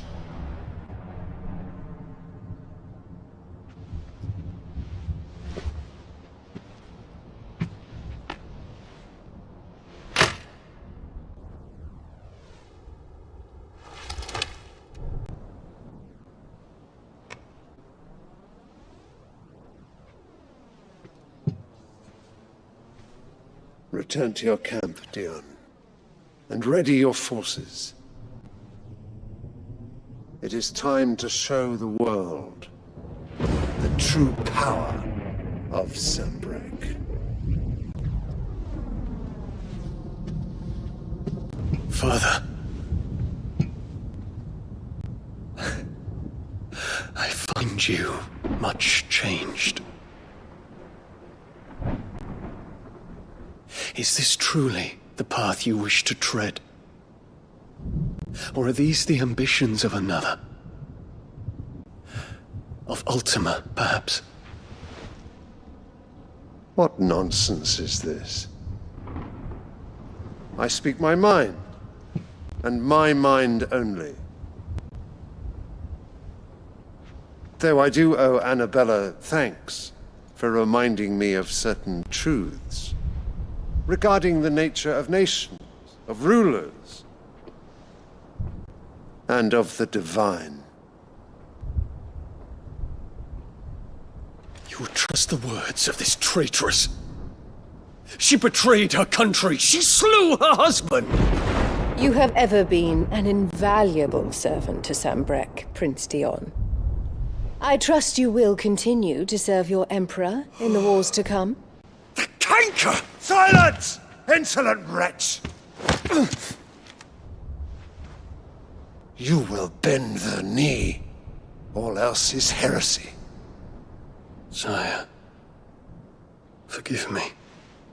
This audience is over. Come, your Radiance. The Rowena Syndicate awaits your pleasure. Oh, not another meeting with silly old men. They're so boring. I'm hungry, Father. Can't we have luncheon instead?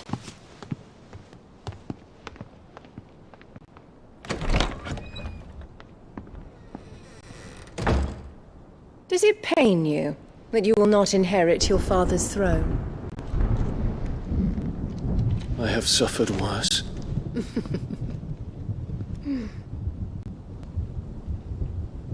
Count your blessings, Dion. For a base-born child to be chosen by Bahamut is miracle enough. You have risen high on his wings, but you shall rise no higher, lest your impure blood stain the throne. What do you know of my blood?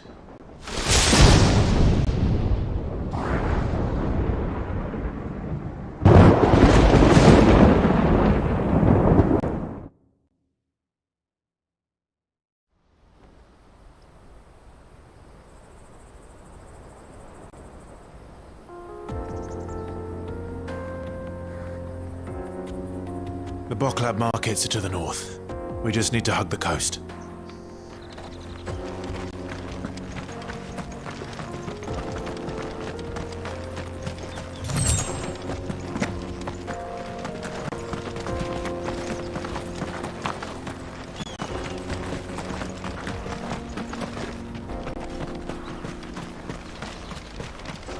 Infiltrating the Dominion won't be easy with the Imperials on high alert. No. His Radiance has lost one capital already. We can be sure Sylvester will do everything in his power to hold on to Twinside. His troops are well-trained and increasingly battle-hardened. But it's not as if we can wait for the siege to end.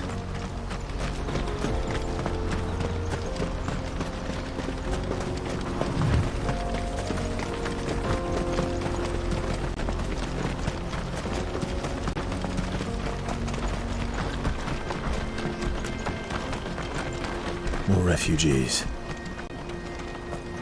And they're all making for the Crystalline Dominion. Because they don't know how to live without the crystal's blessing.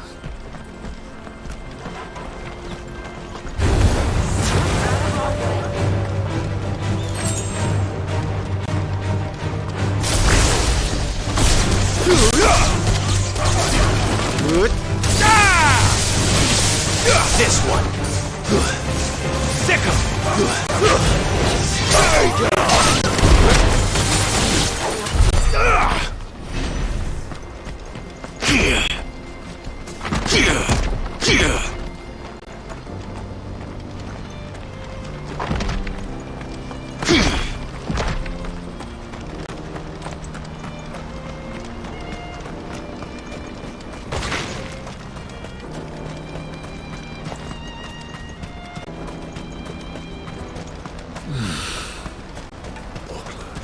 There are no crystals here.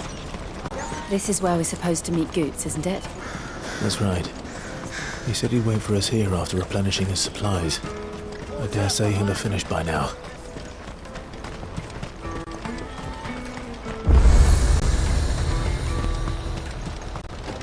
What are you looking for?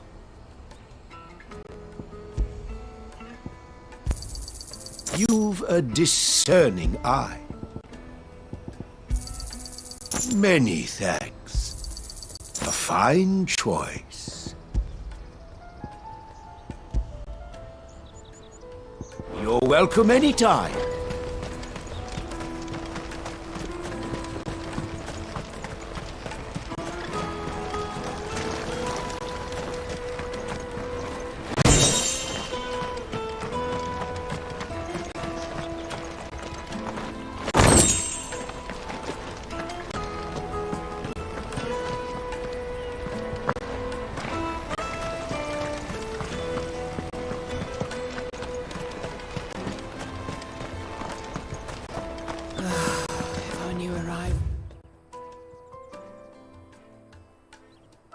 Brought any coin with them.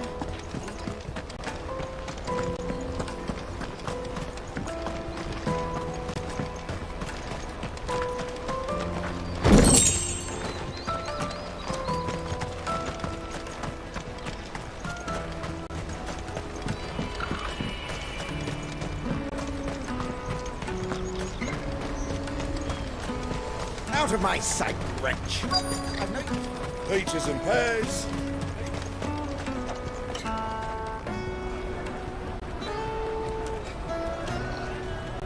Wonders from across the water. Come one, come all. Feast your eyes. Good sir, can I interest you in...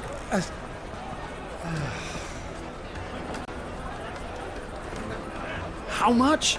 For a measly crust of bread? You won't find any cheaper. Not nowadays. But you're more than welcome to look.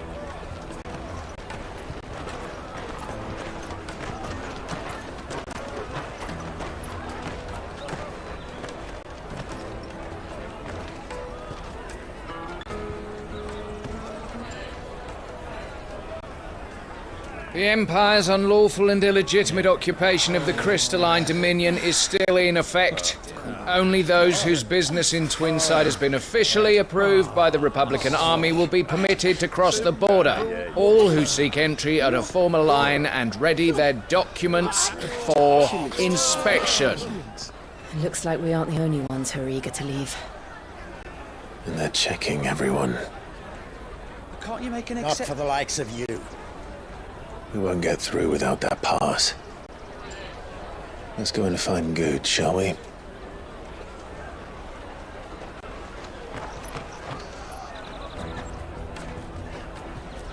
He must be around here somewhere. Taste my peaches! They're sweet as nectar!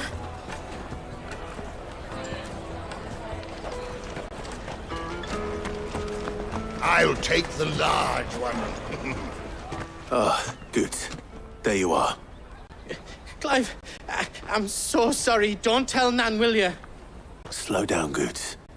Just tell us what happened. It's me trader's pass. It's gone.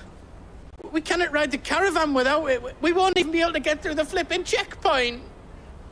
Do you remember when you last saw it? It was in my pocket a minute ago. Then a bairn bumped into me and... Yeah. You don't think that they might have nicked it, do you? It wouldn't surprise me. A busy market like this is prime territory for pickpockets. So, to get the pass back, we need to find this child. Where would we even start? I know where! I've got a pal in Bock lad who might be able to help us. No one knows more about what goes on round here than she does. Where do we find her? She's the owner of the Crimson Caravans, up that way. Sign's got a red chocobo on it. No time like the present. You two go on ahead. I'm gonna check the rest of my stuff, make sure no one else is missing. All right. We'll meet you there. Let's keep an eye out for this red chocobo, then. And the other on our purses. Next to the checkpoint.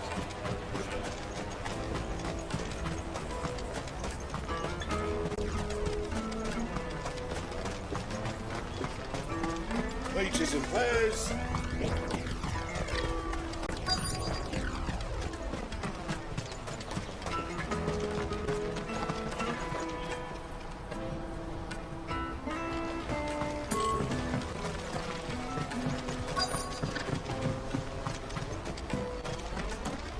Bloody cruiser and caravans scooping up all the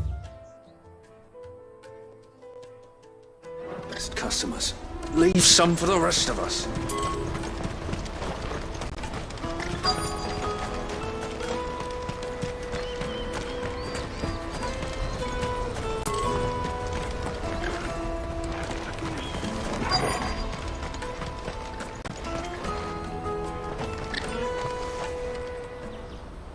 Looking to hire a coach?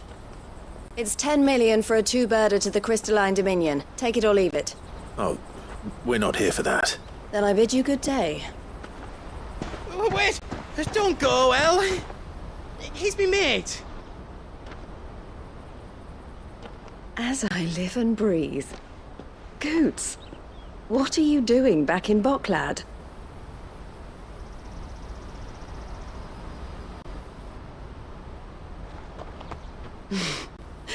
I gather Lady Karen didn't send you.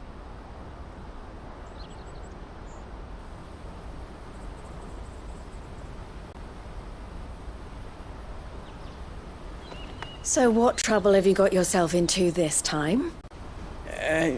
It's me trader's pass. It got stolen. By little Ben. Of all the... You're the size of a marble. Honestly. Ugh. Goots told us that you know the markets well. Might you have an idea which little bairn could have done this? We don't intend to punish them. We just need our pass back. Then, we can be on our way. I see. So neither of you has a trader's pass either. Not that anyone would take you for traders, but I suppose that's why you came to me, correct? Now, I can't say for sure who took your pass, but I suspect I know why they did it. Let me explain.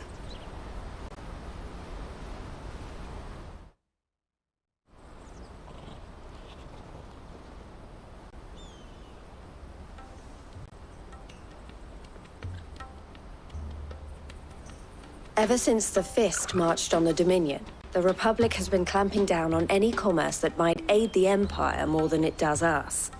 Which means traders' passes have gone from being merely a way of easing one's progress to being essential if one wishes to cross the border at all. And with demand outstripping supply, they've become a precious commodity, leading some to seek to acquire them by less than legitimate means. So the children are stealing passes to sell on the black market? Yes, and no. Passes are inscribed with the names of their owners, and yet none of the victims' names have appeared on the register of those passing through the checkpoint. Which means? That someone is doctoring the stolen passes. The same someone who is encouraging the children to steal them. And the same someone who has Goots' pass, no doubt. Whoever they are, they're ruining the livelihoods of honest merchants, which is why we've decided to take a stand. Will you stand with us? You want to get your pass back, and we want to ensure that no more are stolen. Catch whoever's behind it all, and two birds shall be slain with a single stone. Is there any other way of getting to the Crystalline Dominion, Goots? They won't let you in if you're not with the caravan. It's that, I don't know, try swimming across the strait. But the guards will definitely spot you if you try and do that. Like, we don't want to get spotted, right? So either we find the people who took the pass, or give up all hope of entering the Dominion. All right. We'll help. Thank you kindly. But I don't know your name. Eloise at your service. Clive. A pleasure doing business with you, Clive.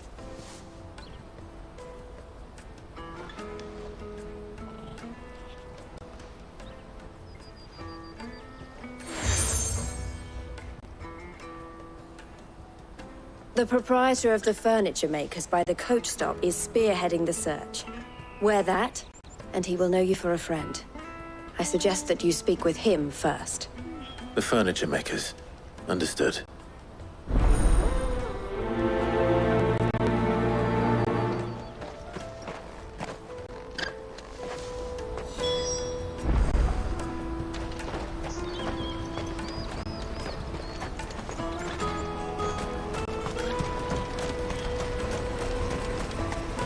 Out of my sight, wretch!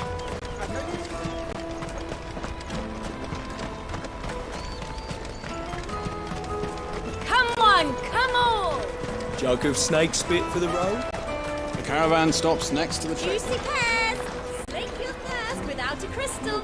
Are you the furniture maker? Looking for something in particular? Ah, Eloise collared you too, eh? Then I expect you want to know more. She told me you were leading the hunt for the pickpockets. What have you learned? For one, that they're targeting the traders carrying the biggest packs. Harder to watch your back, see? And less chance of the mark giving chase if they're spotted. Not that they'd be likely to catch them.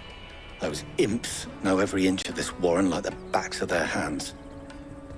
Their eyes must have lit up when they saw Goots. The fishmonger round by the gate's been trying to track down the children involved. You should go and have a word with her. Thank you. We will.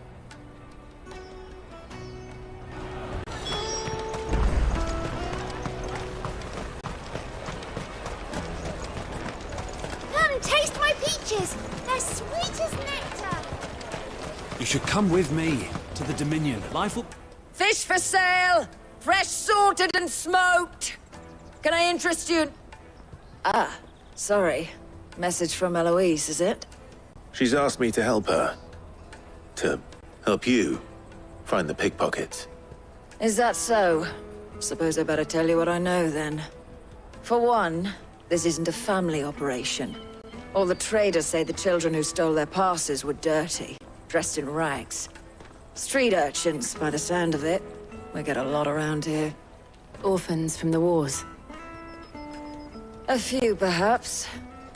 You saw the refugees gathered by the entranceway?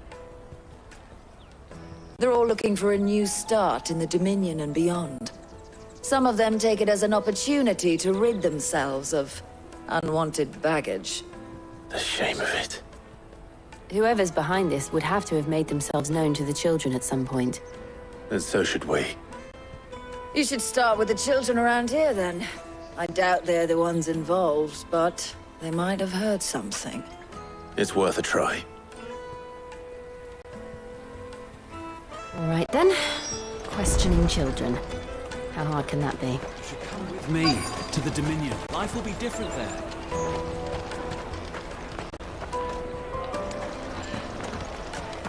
You won't find anything of this quality in Twinside.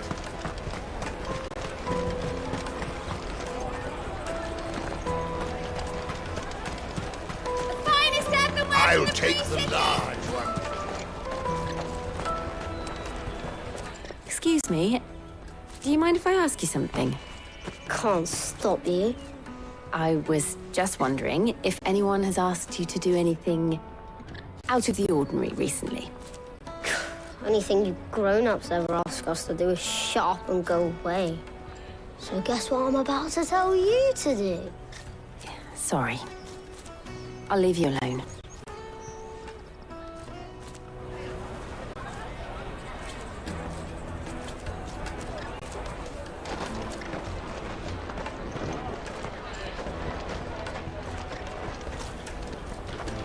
Come, taste my peaches! They're sweet as nectar! You should come with me to the Dominion. Life will be different there. Remember when half the people coming through here were traders? I'll take the large one.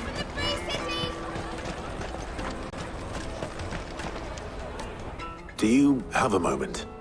What do you want? What I want is to know who's asking children like you to pick pockets.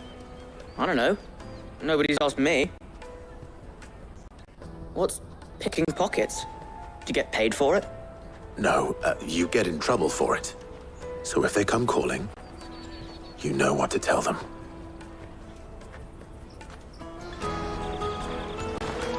The caravan stops next to the check.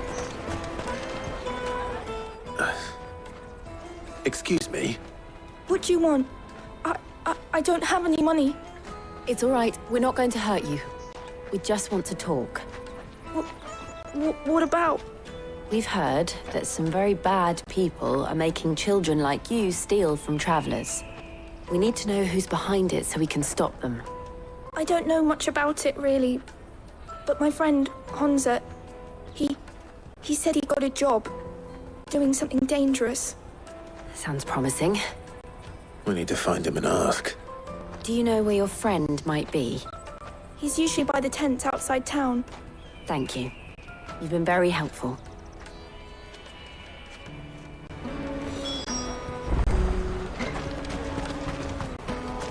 Come on, come on! Peaches and pears, meats and... Let me carry your goods. I'm cheap.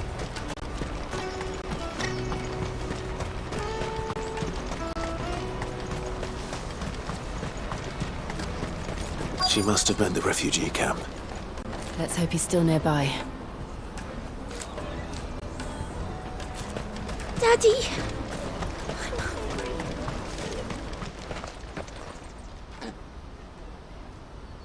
That big fat donkey was easy pickings. He wouldn't have noticed if we robbed his boots off him. Yeah. Wish we hadn't handed over the pass, though. Could use one of those things to get out of this dump. Chance would be a fine thing. The moment they found out, they'd string us up by our guts. Would they now? Perhaps you'd like to introduce us to these charming characters. Shit! We're in trouble now! What do we do? You two get caught if you want. I'm off. Hunter! Where are you going? So that was Hunza, eh? Jill, you watch these two. I'm going after him. All right.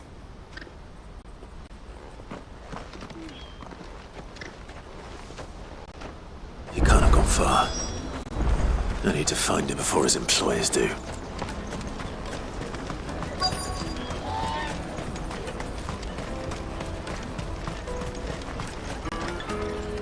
Did you see a boy run past? He stole something from a friend of mine. There was a boy ran back there towards the chocobo pen, but... Thank you.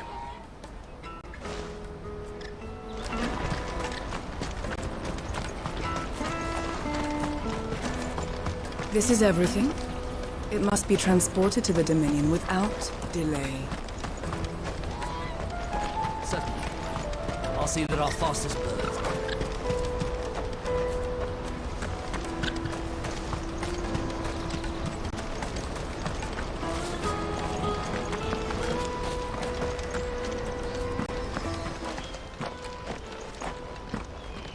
Oh, shit. Cornered. It's all right, Hunza. I'm not going to hurt you. I just want to ask you some questions. Fine. Not like I've got a choice. I'm looking for the people who are making you steal for them. Who are they? Call themselves the Carstones. They said they'd give me a good gill if I did what they told me. I knew they were bad, but bread doesn't come for free. Didn't come at all half the time, before I started buzzing for them. You know, if I didn't do it, they'd just pick on someone else. Someone they could push around easier. Hunza. You found him then? Jill. Where are the other two? Eloise is watching over them. She sent Goots and I to look for you. You're... him! I haven't got your pass anymore, if that's what you're after. I gave it to the Carstones. Whatever you do to me, I can't get it back. Not that I go against them anyway. If it weren't for their gill, me and my mates would have starved.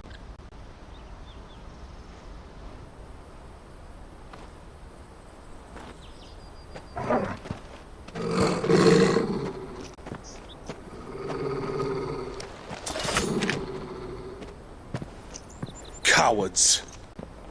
You will not force another child to do your bidding. Wait, we're not... Don't hurt him.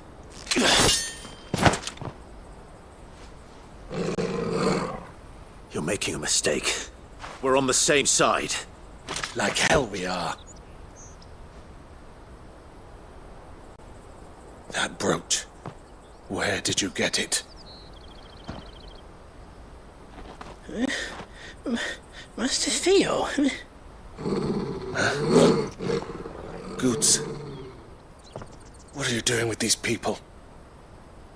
Unless you're the ones my sister was talking about. Your sister?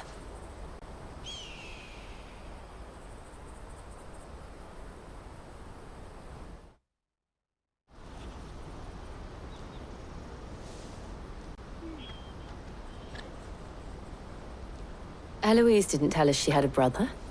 And why would she? I'm just a back and a blade. Theodore, at your service. Sorry about before. Theodore, what do you know of the cast stones? Vultures who have made Boklad their hunting ground. They prey on the desperate, stealing from those with gil and bullying those without it into joining their flock. I'd been looking into their activities in hope of sparing the refugees any further hardship. But it seems they've already stooped even lower than I'd feared. Hans is a good lad. Don't blame him for what they've made him do.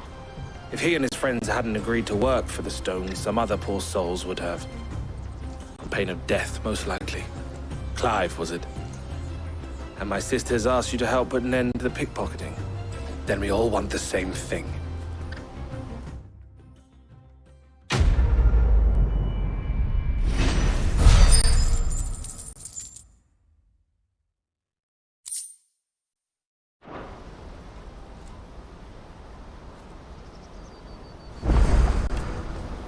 Oh, where is... So, what's the plan? What else? We find the cast stones, and we crush them. You get your traders' pass back, and I make Boklad a safe place again. All right then. All right then. Honza, where are they camped? Don't worry. They'll never know you told us. Couldn't if I wanted to. They always come to town to collect the passes. Meet us outside the gate. I tried following them once, but they spotted me halfway down the trail. Said they'd string me up. We'll try it this time.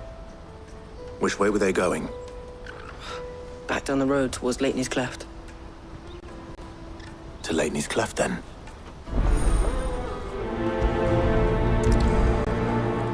Leighton's Cleft is to the south, past the camp. Well, you better not have scared any of my brothers.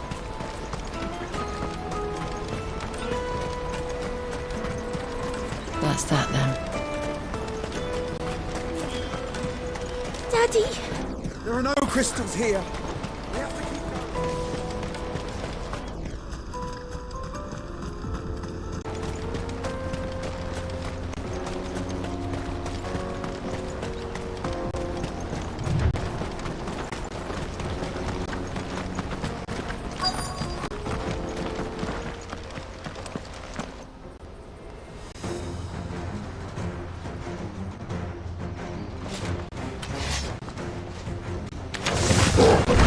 That's the one who's been sticking his nose in our business. You should have minded your own.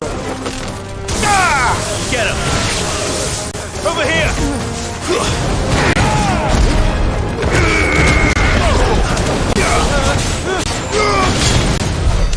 I doubt these were the ringleaders.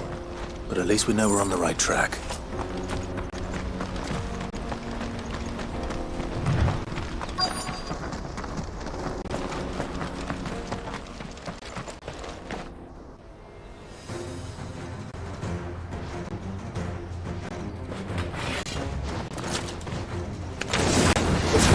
We got company!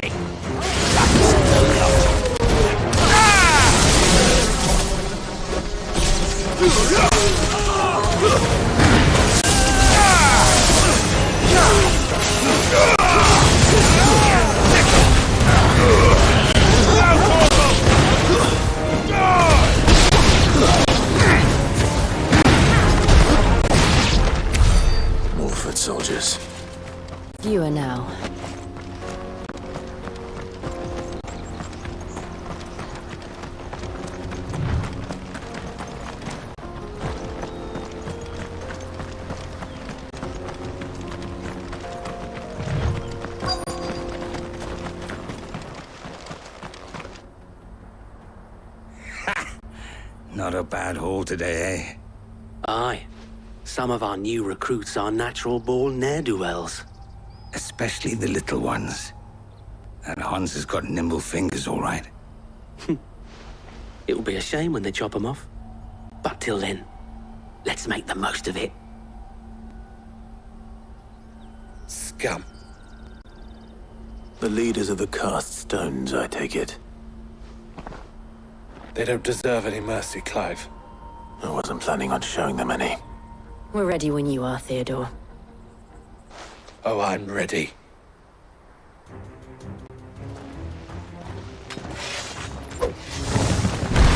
Fuck! It's that guard from Bockland! Kill him! Kill them all!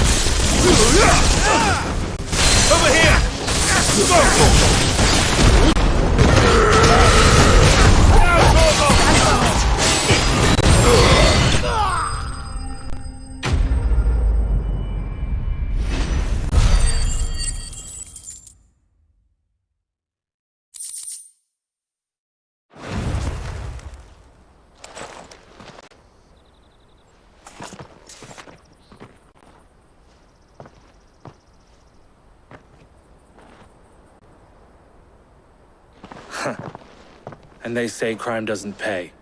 Gold chains, rings, purses. And traders' passes. Dozens of them. Have the names been changed? Not yet. I recognize some of them. No doubt Goots's is somewhere among them. Now I just need to sort through it all and return everything to the people it was taken from. We should go and give Eloise the good news. Can we leave things here in your hands, Theodore? Of course. Oh, and, be sure to tell her of the part I played, won't you? We'll be glad to.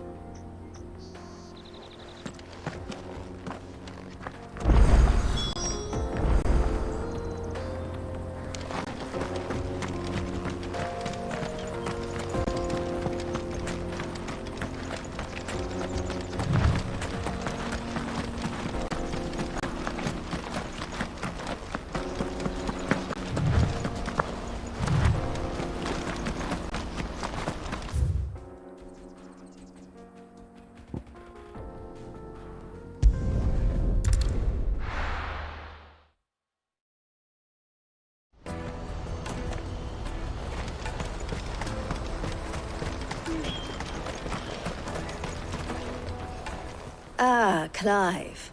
How goes the hunt? My brother isn't getting in your way, I trust? Quite the opposite.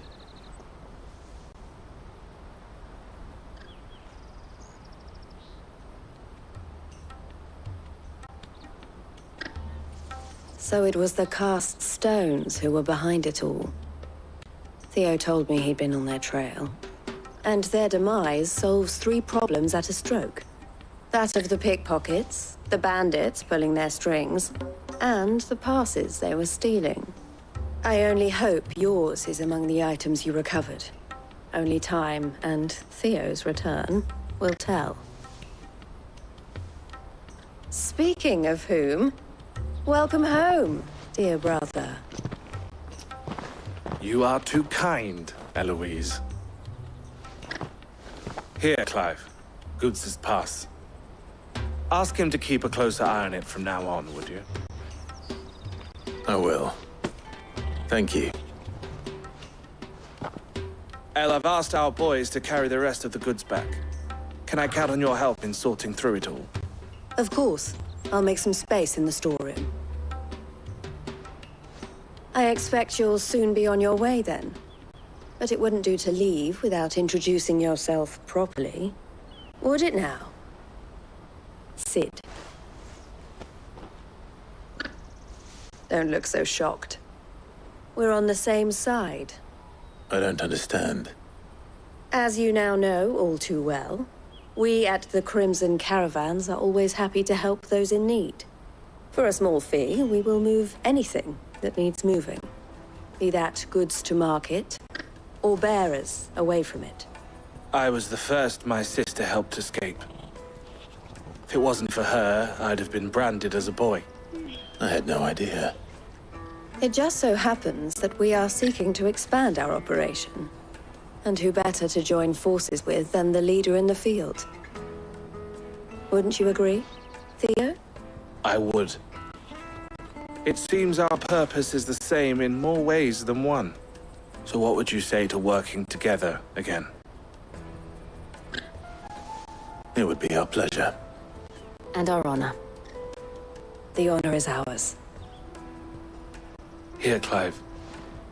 This is for you.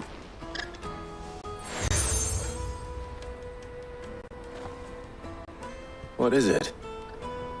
Elle has friends in high places, while I have associates in, lower ones.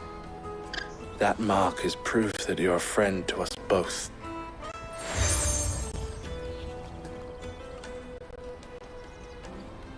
I shall bear it with pride. Well, all that remains is to wish you a safe onward journey. Goots's pass should secure you a place on the caravan, but if you encounter any difficulties, we would be delighted to provide you with a coach of our own. For a discounted price, of course. Say, 9 million? We'll try the caravan.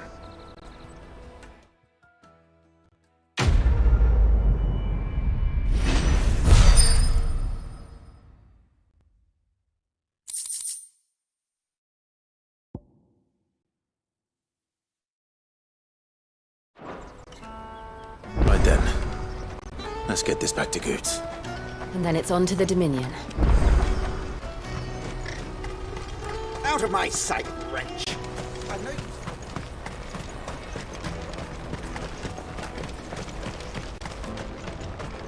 Come on, come on! The caravan stops Juicy next to the pears! Slake your thirst! What I really want to be. Here you are, Goots. Try not to lose it again. Me pass! You found it! Oh, thank you so much. Nan would have killed me if I'd come back without it. I'll have to say thanks to Elle and Theo, too. So should you, Hansa. You and your friends don't have to steal anymore. If anyone threatens you again, you know who to turn to. We do. And we already have. Miss Elle's given us a job shifting the chocobo shit out the stables. It's hard work, and the pay isn't half what we got from the stones. But if we stick at it, we'll keep ourselves fit. You stick at it, then. And Goots, I'm sorry for stealing your pass. That's all right. I've got it back now. And all's well that ends well, eh? You said you're trained to be a blacksmith, right? Well, I'm gonna be your first customer. I'm gonna save up all my gil and get you to make me a massive sword. I'll do me best. Till then, eh?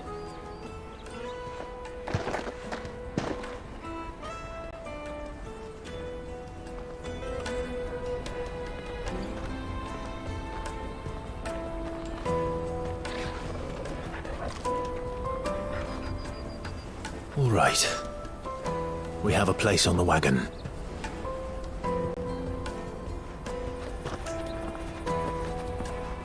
Remember, Goots, we're mercenaries. You hired us to protect you. Mercenaries. And you remember the plan? You're to ride all the way to Twinside. Jill and I will go with you as far as the outskirts, then find our own way in. I'll buy that stuff I need. Right. And we'll scout out the Imperial's defenses. There's a square with a big bell tower right in the middle of town. If you get lost, or out goes wrong, we can meet up there. Right. Let's go.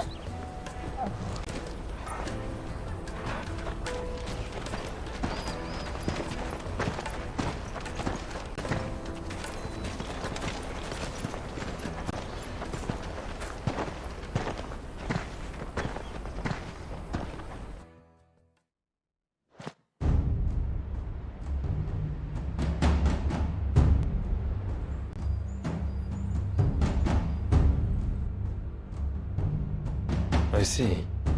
And you're quite certain your father has no knowledge of Ultima? I am. I have no difficulty believing a sinister force has come to exert an influence on Sanbreque. But be that as it may, it is yet to claim my father. For better or worse, his radiance speaks his own mind. Then the fiend works from the shadows.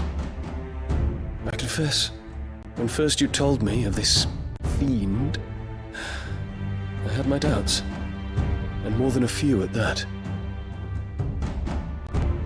A beast that labors to plunge Valisthea into turmoil, all in pursuit of your brother.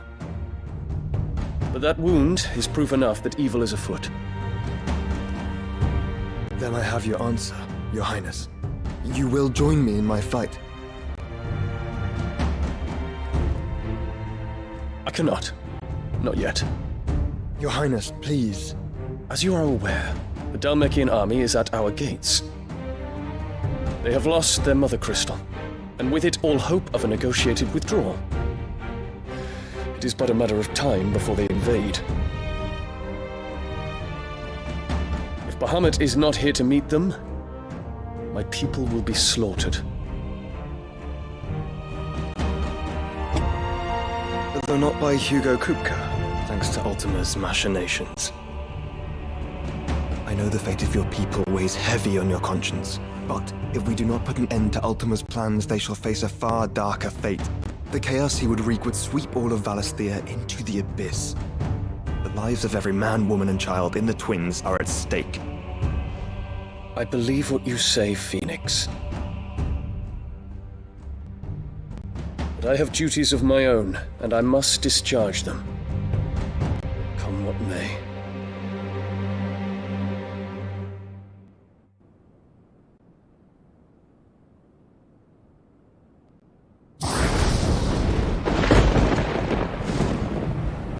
What do you know of my blood?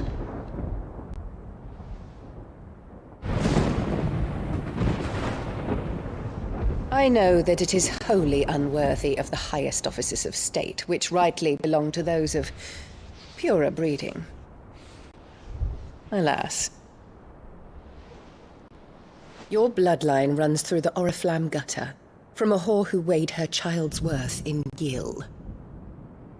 Have you threatened my father? Of course not.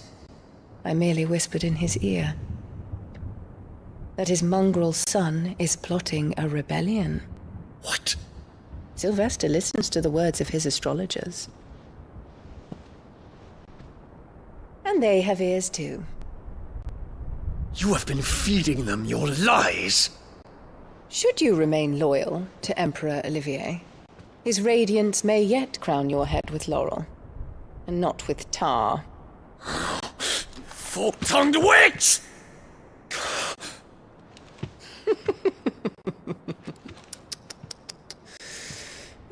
In consideration of your long years of service to the Empire, I shall forgive this uncharacteristic rudeness. Now hurry and make ready, Your Imperial Highness. Emperor Olivier expects much of you, Dion. Or should I say, of Bahamut. May your fire reduce his enemies to ash, till all of Valisthea bows to its rightful ruler.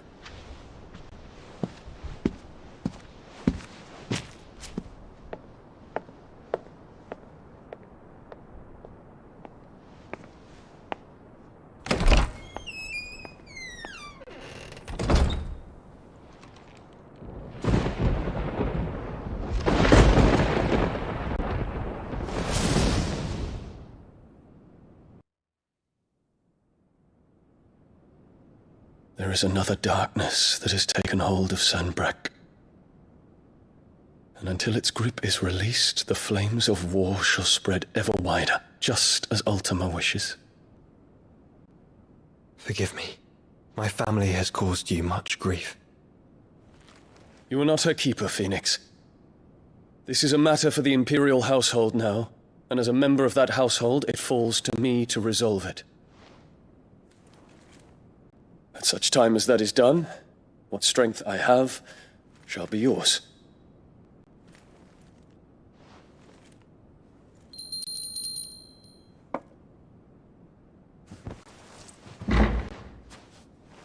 Thank you, Your Highness. Let us take to the skies together, and bring a new dawn to Valisthea. I should like nothing more.